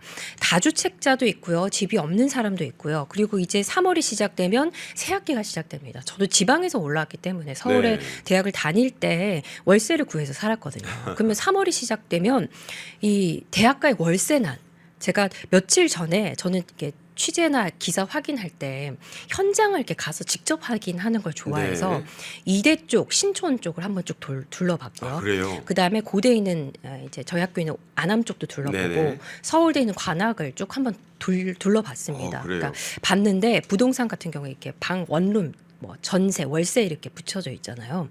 어마어마하더라고요. 가격이 올랐다. 네, 그러니까 월세가 그냥 방 하나 학생들이 사는 방이 제가 살 때는 제가 월세 40만 원에 살았었거든요. 제가 옛날 아닙니까? 01학번인데 근데 월세가 거의 100만 원이 다 넘어요. 그러니까 이 방 한 칸짜리 네, 월세가 네, 100만 원이 넘는다. 네, 그리고 뭐 보통은 이제 그 보증금 2천 뭐 보증금 5천 뭐 1억 이렇게 하는데 지방에 있는 학생들이 이렇게 올라와서 생활을 하려면 학비에 생활비에 뭐 교재비에 정말 돈이 많이 드는데 그렇죠. 진짜 이 월세가 너무 많이 올랐습니다. 전세 물건이 없어지다 보니까 월세가 너무 많이 올랐고 전세 대란이고 집값은 너무 많이 올랐고 이런 세세한 그러니까 국민들의 한 사람 한 사람의 사정이 있습니다. 장동혁 대표께서 올리신 이 SNS 내용도 역시나 마찬가지로 지방에 집을 가지고 있는 하지만 다주택자이지만 이게 실제로 그 다주택자의 이렇게 면모를 보면은 그렇게 갭 투자를 할 수 있는 그런 그 금액이 안 되는 경우도 있습니다. 그러니까 장동혁 대표의 주택 6채는 네. 아까 그 95세 노모께서 살고 계시는 그 고향집뿐만 아니라 네. 다 합쳐서 뭐 8억 5천만 원이 다 안 된다 그래요. 네, 네. 그러니까 서울에 있는 본인이 이제 지역구가 충남이지만 여기 네. 와서 또 활동해 여의도 오피스텔 다 네. 6채라고 숫자만 그렇지 합쳐봐야 이재명 분당 아파트에 뭐 형편없이 낮은 뭐 6분의 1 가격이다, 뭐 7분의 1 가격이다 그런 말이 있는데 네. 단순히 숫자가 많다는 것만으로 공격받을 소재인가요? 네, 이게 숫자로 이제 제가 프레임 전환 이렇게 말씀을 드렸는데 계속 6채 이렇게 공격을 할 때요. 우리가 어떤 숫자를 해야 하냐면요. 저희 국민들의 좀 대변하는 목소리로 말씀을 드리고 싶습니다. 6보다 12라는 숫자가 훨씬 더 많습니다. 청와대 참모진들의 다주택자를 현황이 12명이라는 거죠. 지금 참모 12명이 네. 다주택자다. 12명이 다주택자이고 이 12명의 다주택을 전부 합산하면 6채보다는 훨씬 많습니다. 네. 그리고 이런 정책을 발표를 하려면 먼저 대통령과 청와대 참모진이 본을 보이고 그리고 나서 국민들에게 집을 팔아라 이렇게 얘기를 해야 할 텐데 그런 모습을 보이고 있지 않다는 거죠. 김은혜 의원실이 발표한 그 자료에 따르면요. 청와대 참모 다주택자 현황이 발표가 됐습니다. 강유정 대변인, 봉욱 민정수석, 문진영 사회수석, 최성호 해외 언론 비서관 지금 제가 화면에 자료를 보고 있는데 이거를 다 합치면 6보다는 훨씬 더 많은 숫자라는 점 말씀을 좀 드리고 싶습니다. 네. 그러니까 이제 어떤 그 본인 유튜브를 통해서밖에는 야당 대표의 활동이 제대로 알려지지 않고 있다는 것도 기울어진 운동장의 한 측면이 아니겠습니까? 네네. 그러니까 부동산에 관한 것도 SNS로만 이렇게 공방을 주고받고 미디어 언론이랄까 이 레거시 언론들은 오히려 그런 유튜브를 받아서 확대 재생산하는 그런 역할을 지금 하는 것이거든요. 네네. 취재에 의한 것이라기보다는 이 부분에는 어떤 문제가 있다고 보세요? 일단 보도는 정확해야 하고 특히 저는 메인스트림 미디어, 레거시 미디어든 유튜브든 정확한 사실관계 파악이 굉장히 좀 중요하다고 생각합니다. 그리고 우리가 이슈 선점을 해 나가고 프레임 전환을 하는 과정에서도 방금 말씀드렸던 좀 국민들이 좀 이해하기 쉬운 단어로 더 많이 얘기를 했으면 좋겠어요. 6이라는 숫자를 내걸면 12가 더 많다. 이런 좀 프레임을 선점을 해서 그걸 계속 반복 되풀이해서 바이럴하게 되면은 국민들께서 더 공감하시고 또 더 많이 쉽게 이해를 할 수 있지 않을까 이런 생각이 듭니다. 네. 그리고 이제 장동혁 대표가 이제 부동산에 대해서 뿐만 아니라 첫 행보를 이제 여러 가지 면에서 보여줬는데 특히 네. 물가가 지금 이번에 이 많이 보도 안 된 내용이 설 물가가 많이 올랐어요. 네. 그래서 뭐 제가 오늘 본 내용 중에는 선물 세트를 중고 매매 앱에다 내놔 가지고 그걸 나눠서 뭐 이렇게 알뜰 소비를 하는 분들이 확 늘었다. 그만큼 설 물가가 지금 심상치 않다는 건데 장 대표가 연휴 기간 중에 그 물가 점검을 위한 현장 간담회를 가졌죠? 네네. 그러니까 이 두 번째 제가 말씀드리고 싶은 프레임인데요. 언론에서 마찬가지로 지난 장 대표의 단식 이후에 첫 행보는 앵커님 첫 행보가 뭐였을까요? 장 대표의 국민의힘 당 대표의 단식 이후 첫 행보. 지금 뭐 물가 현장 맞습니다. 가셨다고 네네네. 하잖아요. 네. 근데 언론에서 계속 프레임을 잡아갔던 것은 장동혁 당대표의 단식 이후의 첫 행보는 한동훈 전 대표 징계다. 계속 그 프레임을 잡아갔습니다. 그런데 여러분 이거는 사실이 아닙니다. 그러니까 우리가 보통 첫 행보라고 하는 것은 그 당대표가 당이 지도부가 무엇을 가장 중요하고 가장 우선순위로 두고 있느냐를 보여주는 것이기 때문에 가장 중요하다고 생각하는데요. 물타기였고 프레임이었습니다. 장동혁 당대표께서 목숨을 건 단식 이후에 했던 첫 행보는 물가 현장 점검이었습니다. 그 사실관계 자체가 네. 한동훈 징계가 첫 행보가 아니었습니다. 아니다. 네네. 프레임을 잘못 씌운 네, 거다 이런 네. 얘기죠. 그러니까 국민의 민생을 돌아보고 경제를 살피는 그 행보가 첫 행보였는데 자료 화면 5번인데요. 함께 보도록 하겠습니다. 1월 28일이었습니다. 국민의힘 물가 점검 현장 간담회가 있었습니다. 근데 사실 이때 대표께서 마지막에 이제 병원에 계셨을 때 저도 계속 찾아가 뵀는데 많이 걱정이 돼서 목소리도 좀 많이 안 나오시는 상태셨어요. 보통 이제 단식하고 나면은 몸에 근육이 빠지고 기운이 좀 없기 때문에 목소리도 좀 힘있게 잘 안 나오는 상태신데도 여러 가지 현안들이 있기 때문에 빨리 돌아오셨는데 첫 행보가 물가 점검 현장 간담회였습니다. 자, 그래서 제가 좀 두 번째 프레임 전환을 하자 해서 기사를 또 썼습니다. 제목은요. 장동혁 대표 단식 후 첫 행보 물가 점검 현장 간담회. 그리고 좀 가장 메인 문장은요.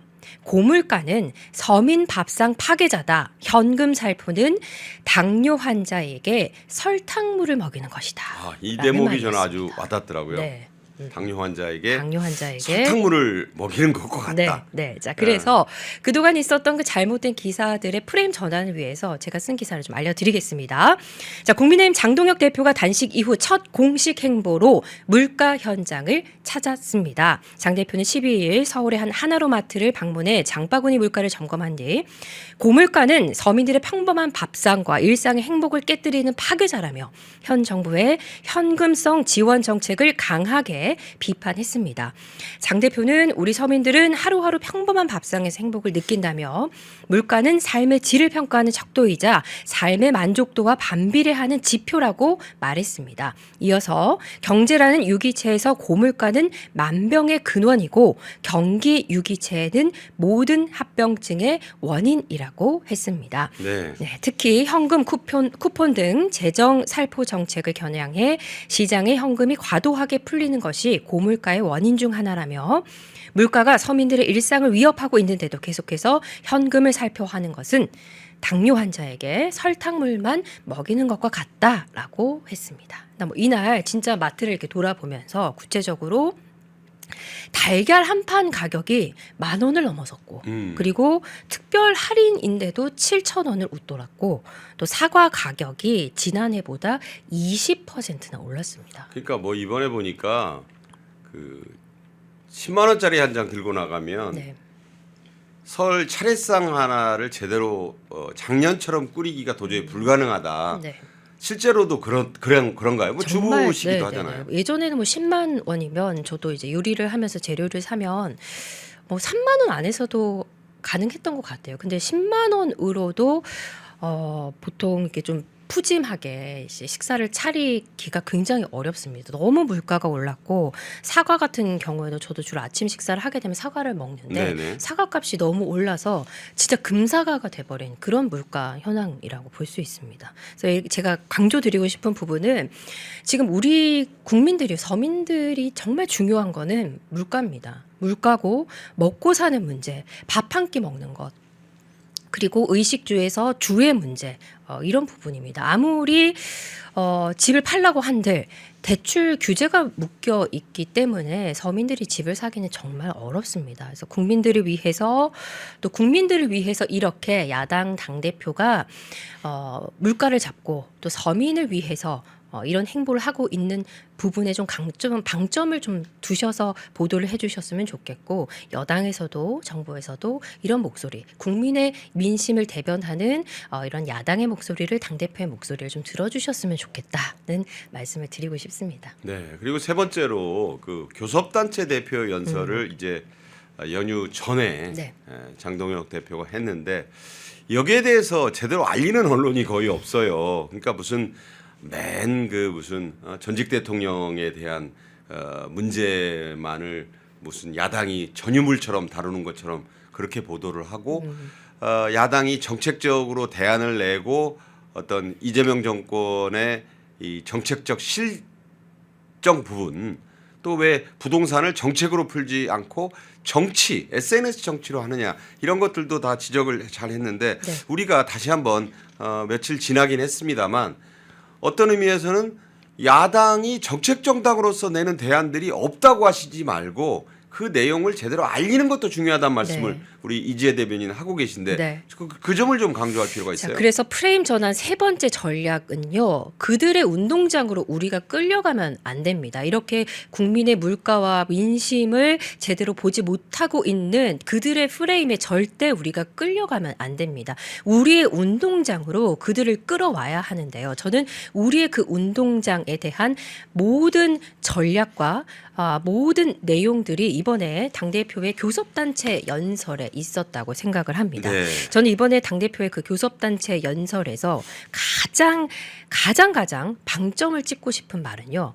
노력이 빛나는 나라를 만들겠답니다. 노력이 빛나는 네. 나라. 지금 이재명은 당대표께서 얘기하신 말씀이 이재명 대통령은 노력하면 바보가 되는 그런 나라를 만들어가고 있다. 하지만 국민의힘은 노력이 빛나는 나라를 만들겠다. 그리고 두 번째, 청년의 꿈이 이루어지는 나라를 만들겠다. 그리고 화면에 보시는 세 번째, 네 번째, 다섯 번째 뭐 이런 이야기들을 했는데요. 최다 키워드로 언급된 단어가 국민이 27회가 27번이 언급이 됐습니다. 네. 대한민국이 15번 사용됐습니다. 미래라는 단어가 죄송합니다. 미래라는 단어가 11번 언급이 됐고요. 네. 내일이라는 단어가 3번 등 미래 키워드로 14회가 언급이 됐습니다. 그러니까 우리가 지금 여기 찍힌 이 방점, 국민, 대한민국, 미래 내일 이 단어만 우리가 선점해 와서 국민들과 함께 소통하고 여론을 형성해 간다면 이게 우리가 앞으로 나아갈 길이고 우리가 살 길이다 이런 말씀을 좀 드리고 싶습니다. 장 대표가 이제 그 외교 통상 분야에 대한 얘기도 많이 네. 했어요. 네네네. 그런데 마치 외교 통상은 무슨 이재명이 여론조사하면 외교가 가장 뭐 잘한 분야다 이렇게까지 나오는 제가 결과를 보고 좀 어처구니 없다는 생각을 했는데 네. 장 대표도 이재명 정권의 외교 통상 분야의 문제점을 조목조목 지적을 했었죠. 네, 강력하게 지적을 했습니다. 저희 최고위원회의에서도 계속해서 지적을 했었고요. 자, 이 말을 듣고 여러분께서 전 정말 많이 공감을 하실 것 같습니다. 이런 내용이 있었습니다. 베네수엘라에는 델타포스를 보내고 이란에는 함대를 보냈지만 한국에는 관세 폭탄을 떨어뜨린 것입니다. 정말 핵심적인 메시지였다고 생각합니다. 네. 베네수엘라에는 델타포스를 보내고 이란에는 함대를 보냈지만 대한민국에는 한국에는 관세 폭탄을 떨어뜨린 것입니다.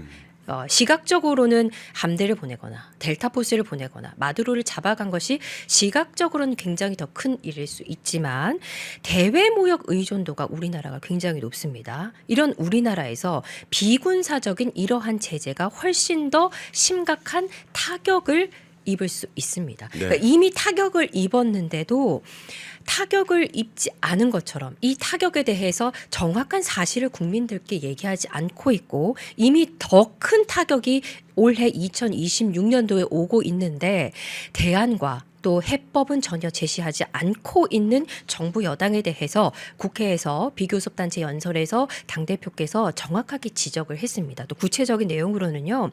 현대 기아차 같은 경우에는요. 25% 관세 저격을 받는 동안 7조 2천억 원의 천문학적인 관세 비용을 감당을 해야 했습니다. 그렇죠. 우리나라 네. 이 자동차 업계에서 자동차 보통 이제 부품 업계들이 꽤 있잖아요. 저희 아버지께서 자동차 부품 제조 회사를 거의 한 30년을 하셔서 그렇군요. 잘 아는데 네. 관세 그다음에 부품 업계 이런 곳은요. 정말 직격탄을 맞습니다. 그런 대기업이 곳이, 있으면 네. 중소기업, 하청기업은요. 진짜 이번에 올해 이제 기업들 발표된 걸 보면요. 너무너무 어렵습니다. 이렇게 네. 기업이 휘청하게 되면은 근로자가 자리를 잃게 되고요. 서민의 삶이 없어지는 겁니다. 정말 심각한 겁니다. 그래서 통상협상을 제때 매듭짓지 못하면 우리 경제는 치명상을 입게 된다. 눈앞에 닥친 현실을 인지를 하고 서둘러 대책을 세워야 된다고 장동혁 대표께서 교섭단체 연설에서 이야기를 한 겁니다. 그러니까 이 내용을 저는 언론들이 좀 많이 다뤄줬으면 좋겠습니다. 그러니까 경제 정책에 대해서 특히 그 내수와 금융 정책에 대해서도 장 대표가 얘기를 많이 했어요. 네네. 무분별한 현금 살포. 그러니까 지금 지방선거를 앞두고 자꾸 뭐 이 포퓰리즘적인 현금 살포 책을 뭐 추경도 한다 그러고 그러는데 이게 이제 통화량을 당연히 끌어올리게 되고 그게 고물가, 네, 고환율, 맞습니다. 환율도 지금 불안하거든요. 네. 환율 안정됐다고 하시는 분들이 있는데 제가 보기에는 아니고 네. 이 부동산은 심상치가 않고 네. 지금 부동산은 자꾸 다주택만 문제가 있는 것처럼 얘기를 하는데 다주택으로 인해서 전세 월세가 안정되는 부분은 도외시하는 것 같아요. 그러니까 그런 부분들이 이 삼중고를 초래했다 이런 말을 했는데 맞습니다. 이것도 전혀 제대로 보도가 되지 않고 있어요. 네, 이런 경제적인 부분에 있어서 실질적으로 국민들은 서민들은 너무 지금 피눈물을 흘리면서 힘들어하고 있는데 여기에 대한 대안과 대책과 정확한 분석을 국민의힘 야당의 대표가 국회에서 교섭단체 연설을 통해서 해줬습니다. 그리고 또 문제는 국방입니다. 우리가 뭐 경제는 먹고 사는 문제지만 국방은 이건 정말 죽고 사는 문제이기 때문에 안보 문제. 안보 문제 정말 튼튼히 해야 되는데 자, 장 대표께서 이렇게 얘기를 했죠. 이재명 정권은 국방을 강화하기는커녕 우리 군의 전투력을 약화시키고 국방 시스템을 스스로 무너뜨리고 있다. 1조 3천억 원에 달하는 국방비 미지급 사태가 벌어졌다. 그리고 장병들에게 어떻게 총 대신 3단봉을 들라고 할 수 있습니까? 정말 어처구니 없는 네, 일이었어요. 정말 말이 안 되는 일입니다. 한미 연합 훈련을 축소하거나 중지, 뭐 전자권 환수 문제 이런 부분에 있어서도 국민 생명을 담보로 국방을 실험을 할 수 없는 일이다. 또 어떤 메시지를 냈냐면요. 남북 관계에 대한 이재명 대통령의 왜곡된 시각부터 바로 잡아야 합니다. 북한의 입장이 아니라 우리 국민의 입장에 서길 바랍니다. 라고 당대표께서 요청을 했습니다. 그 엘브리지 콜비가 이제 미 전쟁부, 요새는 이제 전쟁부라는 말 쓰잖아요. 네. 국방부라는 말보다 우리나라 왔었고 네. 이른바 한국에 대해서 안보 패키지 뭐 지금 특히 전시 작전 통제권에 이재명 정권은 이걸 전환이라고도 하지 않고 이제 환수라는 표현도 안 하고 아주 회복이라고 아주 하는데 전자권 환수에 돈이 많이 들잖아요. 그러니까 이게 지금 전자권 환수를 우리가 바로 할 수 있는 상황이 아닙니다. 그래서 국민의힘 당대표께서 이번 교섭단체 연설에서 거기에 대한 이제 대안 부분 어떻게 차츰차츰 전략적으로 이걸 해갈 것인가에 대한 대안도 내놨습니다. 정말 이 국방 이런 부분에 있어 외교 부분에 있어서 현 정부가 국민을 생각하고 있는 것인지 북한의 입장이 아니라 우리 입장을 생각하고 있는 것인지에 대한 말씀을 정확하게 드렸습니다. 전체적으로 봤을 때 지금 현 실정이 이재명 정부의 지난 8개월이 해체의 시간, 해체와 파괴, 붕괴와 추락의 시간이었다라고 정확하게 좀 짚었고요. 자, 그러면 국민의힘에서는 저희 국민의힘에서는 국민의힘 지도부에서는 국민의힘 당대표는 앞으로 우리가 나아가야 할 방향은 무엇인지 어떤 정책들을 해야 되는지 역시도 구체적으로 말씀을 드렸습니다. 거기에 대한 부분도 좀 말씀을 드리고 싶은데요. 첫째는 몇 가지로 나눠서 이제 발표를 했습니다. 네. 첫째는 노력이 빛나는 나라를 만들겠다. 아까도 그 저는 말씀 이 말씀이 네. 이 얘기가 저는 너무 좋았습니다. 사실 부동산 같은 경우에도 자유시장 경제에서 자유민주주의 국가에서 열심히 노력을 해서 집 한 채를 내가 사는 것 그리고 열심히 노력을 해서 또 집 한 채를 더 사는 것 이게 죄가 아니거든요. 열심히 노력한 사람이 그 노력이 빛나는 대가를 받는 것 이건 당연한 겁니다. 마찬가지로 저는 주식도 마찬가지라고 생각하는 것 하거든요. 근데 집을 팔아서 주식을 해라 이건 앞뒤가 맞지 않는 말입니다. 네. 자, 그래서 이재명 정권 노력하면 바보가 되는 나라를 만들고 있는데 국민의힘은 땀 흘려 노력한 국민이 더 큰 경제적인 풍요를 누리고 치열한 경쟁에서 더 나은 성과를 거둔 사람이 더 좋은 직장과 더 좋은 소득을 얻을 기회를 가지는 그런 나의 노력이 성공으로 돌아오는 나라를 만들겠다라고 했습니다. 여기에 관련해서 구체적으로 세금 부분이라든지 이런 정책을 제시를 하기도 했고요. 두 번째는요. 청년입니다. 청년 얘기 저희가 참 많이 하고 있는데 청년의 꿈이 이루어지는 나라를 만들겠다. 2030 생애 주기별 정책 패키지를 추진하겠다. 구체적으로 아주 나왔습니다. 그리고 청년 주거 바우처를 대폭 개선하거나 질 좋은 주거 환경 그리고 왜 천원의 아침 이런 거 많이 있었잖아요. 천원의 아침, 예. 그 천원의 아침을 삼시세끼로 확대하는 방안들. 청년의 꿈이 이루어지는 나라를 만들기 위해서 2030 생애 주기별 정책 패키지를 추진하겠다라는 정책도 발표를 했습니다. 이것도 좀 많이 알려주셨으면 좋겠습니다. 장동혁 대표가 이제 그 내놓은 메시지 중에 선거 연령의 하향, 네. 특히 16세로의 하향을 통한 선거 연령 확대를 화두로 제시했는데 네. 이거를 그 뭐 거의 이 좌파들은 물론이고 우파 진영에서도 그게 되겠어 하는 그런 반응들이 꽤 있어요. 네. 그런데 저는 이게 굉장히 신선했거든요. 네, 네. 우리나라에서의 그 선거 연령이 2살이 더 확대된다는 건데 그만큼 청년들 10대들 요새는 뭐 이 그 Z세대라고 부르지 않습니까? G세대. 네팔에서는 뭐 G세대에 의한 그야말로 체제 레짐 체인지까지도 일어났기 때문에 이 어리니까 유권자가 될 수 없다는 거는 좀 맞지 않는 것 같아요. 그러니까 이 부분에 대한 국민의힘의 앞으로의 그 홍보 전략 네. 이건 어떻게 될 것 같아요? 말씀하셨다시피 102030 청년들 차세대들의 정치 참여가 정말 활발해지고 있습니다. 온오프라인을 비롯해서요. 정말 많은 이 청년들이 정치 참여와 또 정치에 대한 목소리를 많이 내고 있습니다. 사실 16세 이 내용은요. 그 이전에도 몇 번 이야기가 나왔던 부분입니다. 저는 네. 이제는 많은 청년들이 깨어나고 많은 청년들이 정치에 참여를 하고 있기 때문에 있는데 충분히 이 선거권을 투표권을 행사할 수 있는 성숙한 나이다라는 말씀을 좀 드리고 싶습니다. 그래서 청년 관련해서도 이렇게 정책을 내놨고 세 번째로 뭐 AI 산업, 에너지 믹스 대전환, 인구 혁명 등등을 얘기했고요. 정치 개혁에 대해서도 이야기를 했습니다. 특권을 내려놓겠다는 부분, 국회의원의 불체포 특권을 대폭 축소하겠다. 또 구태정치 청산 5대 입법 또 얘기를 했고요. 말씀하셨던 선거 연령 16세 하향 부분도 이야기를 했습니다. 구체적인 이런 아젠다들 앞으로 우리가 국민의힘이 이슈 선점을 하면서 대중과 또 국민과 당원들을 어떻게 끌어나가겠다 하는 비전을 제시한 부분에 있어서요. 저희가 앞으로 더 많이 설명드리고 또 언론을 통해서도 많이 알리고 할 테니까요. 여러분들도 많은 관심 가져주시고 호응해 주셨으면 좋겠습니다. 그리고 또 한 가지 제가 좀 말씀드리고 싶은 부분은요. 새해입니다.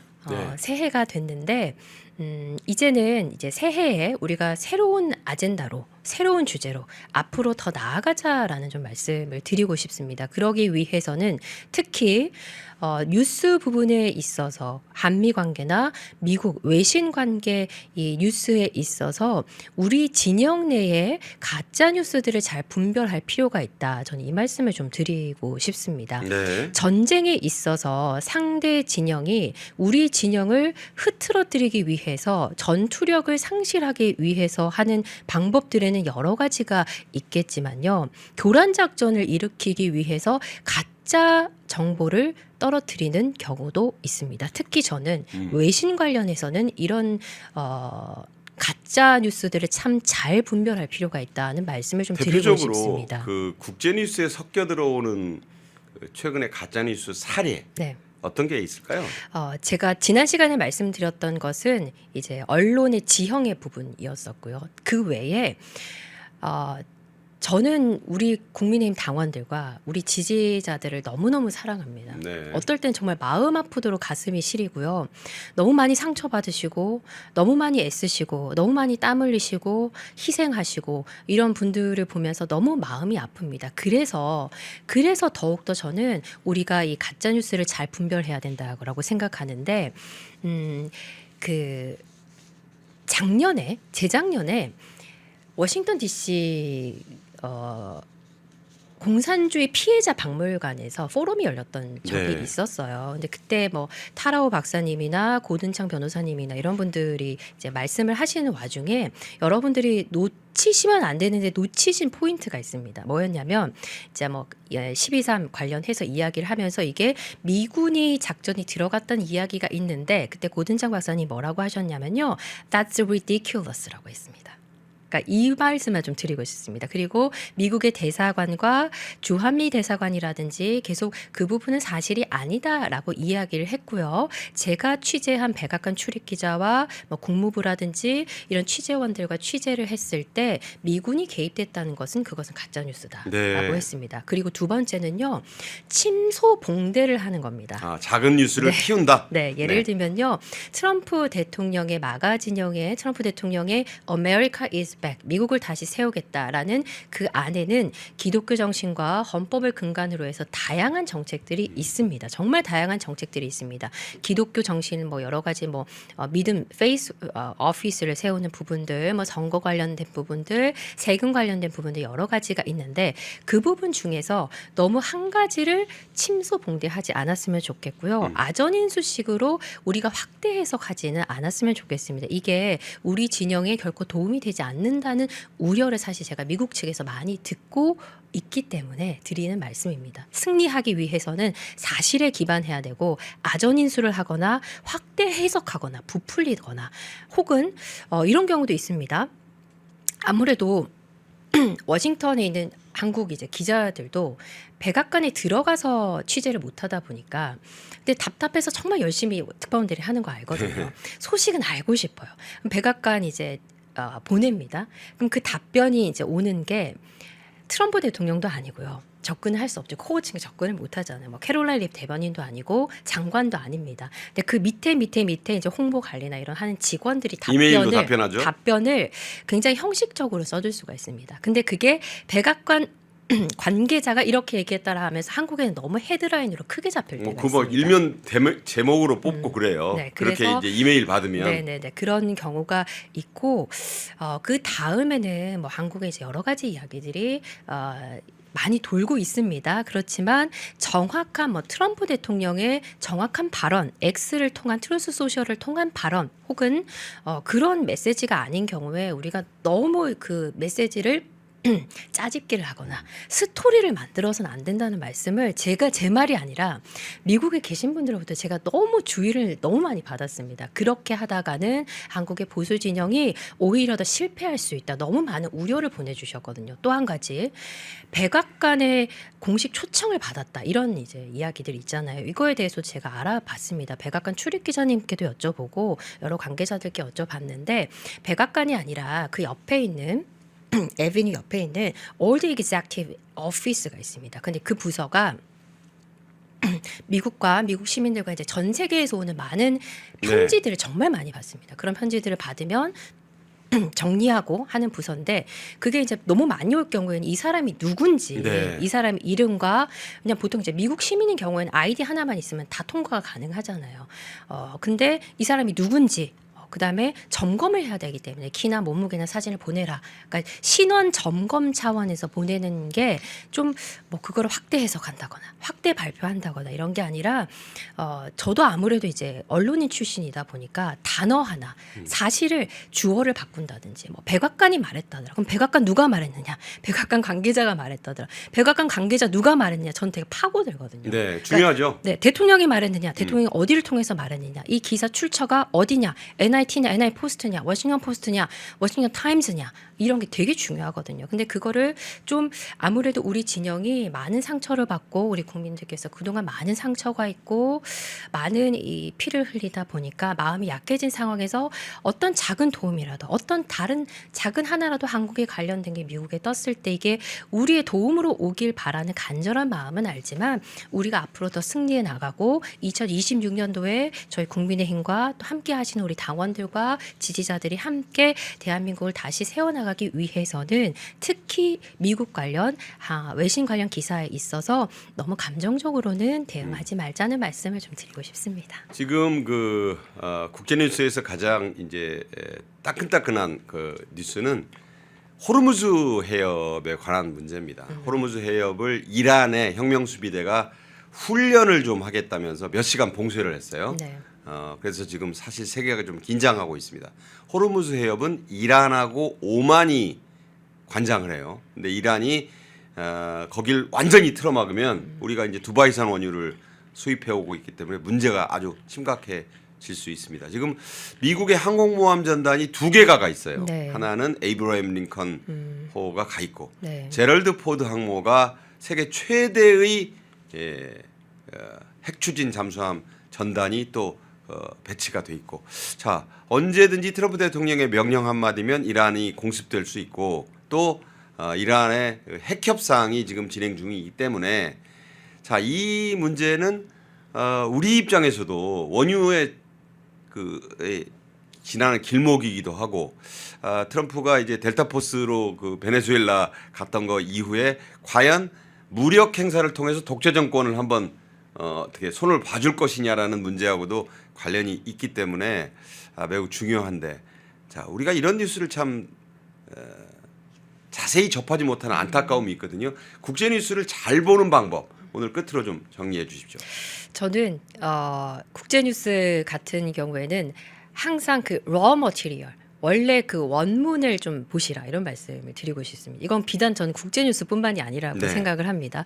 보통 이제 한국에 이제 그런 편협된 내러티브 기사를 쓴 기자들에게 제가 3가지를 물어봅니다. 첫째, 팍스뉴스 하루에 3시간씩 보느냐? NO라고 답합니다. 네. 두 번째, 트럼프 1기, 2기 행정부 인사들과 대화를 1시간 이상 직접 만나서 해본 적 있느냐? NO라고 거의 합니다. 없겠죠. 세 번째, 직접 가서 현장 취재를 국제뉴스 해본 적 있느냐 하면 없다고 합니다. 그러니까 이 3가지가 안 된 부실한 기사이기 때문에 국민 스스로, 시청자 스스로 그 러머티리어에 좀 더 접근했으면 좋겠다라는 말씀. 네. 원문을 볼 수 있는 매체를 좀 잘 네. 봐라. 근데 네. 지금 너무 다 오픈돼 있습니다. 여러분 유튜브에 백악관 그냥 쳐서 들어가시면요. 내용 있고요. 영어를 모르시더라도 이제 번역기 돌려서 알아보실 보실 수 있고 트루스 소셜 X 들어가서 트럼프 대통령이나 미국 내각 인사들이 하는 부분들 알 수 있습니다. 볼 수 있습니다. 마찬가지로요. 국외뉴스도 마찬가지고 저희 국민의힘 소식도 마찬가지입니다. 언론에서 만든 그 프레임을 보지 마시고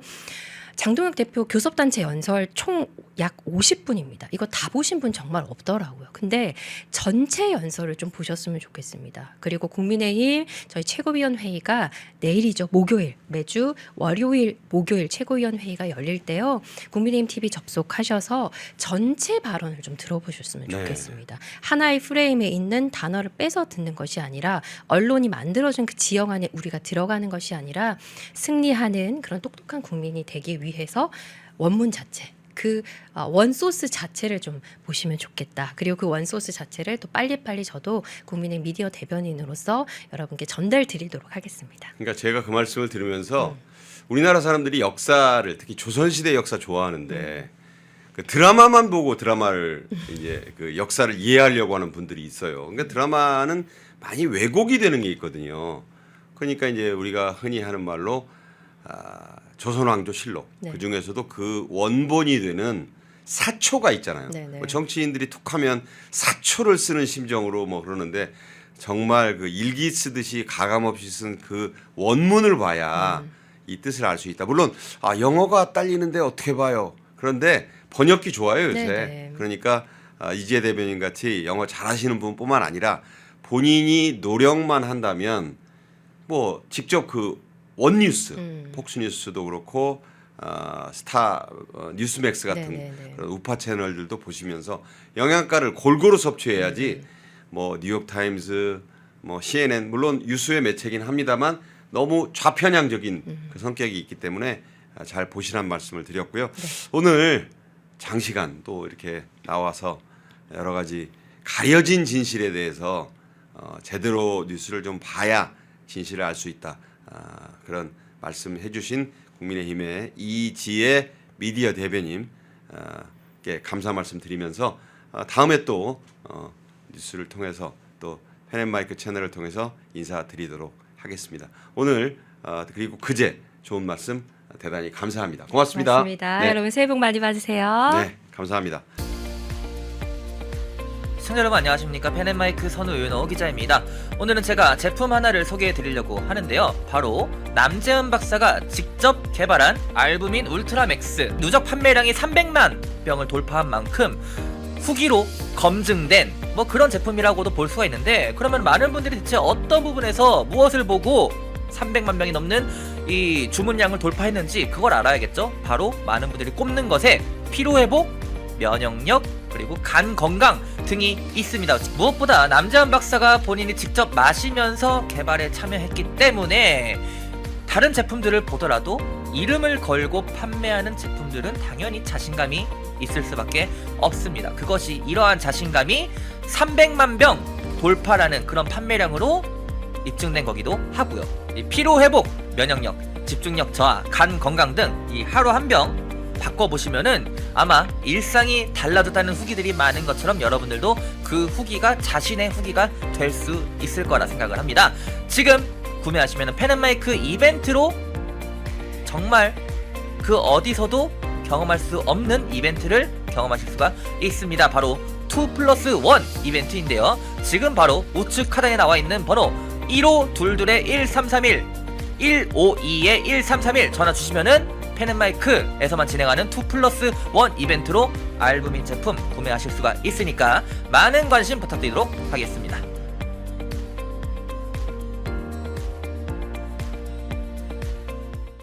독립, 성장, 역전, 펜앤경제TV 월화수목금 오후 4시 라이브 경제독립 4시 글로벌 자산투자 전문가 문서진 멘토, 테마주 공략 전문가 이주호 멘토, 대형 블루칩 발굴 전문가 이정호 멘토, 삼박자 매매 월드 박앤헌트 송동현 멘토, 바이오 성장주 초입 발굴 한영훈 멘토, 여러분의 투자 전략을 180도 바꿔줄 라이브 경제독립 4시 내일 오후 4시에 라이브로 뵙겠습니다. 시청자 여러분 안녕하십니까. 펜앤마이크 선우윤호 기자입니다. 설 명절 앞두고 또 평일에도 평상시에도 술 안주로 굉장히 좋은 게 바로 이 과메기입니다. 저도 굉장히 좋아하는 이 과메기 펜앤마이크 특가로 구매하시면은 포항 산지에서 직송되는 과메기 플러스 야채 세트를 23,900원에 구매가 가능하십니다. 소주랑 같이 먹으면 더욱더 맛있는 이 과메기, 구성은 과메기와 야채 세트만 이렇게 되어 있는데 이 야채가 어디서 오냐? 당일 새벽에 옵니다. 그래서 정말 신선하고 특히나 포항 산지에서 나오는 이 과메기는 그 어느 과메기보다도 꾸덕하고 쫄깃하고 고소합니다. 저도 방금 먹어봤는데 너무나 맛있었던 이 과메기 펜앤마이크 특가로 구매하시면은 23,900원에 구매가 가능하시니까 우측 카드에 나와 있는 1522-1331 1522-1331 전화 주시면은 간편하게 문의 및 구매 가능하시니까 많은 관심 부탁드리도록 하겠습니다.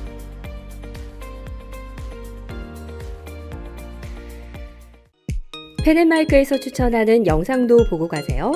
다른 영상도 즐기시려면 구독 버튼을 꼭 눌러주세요.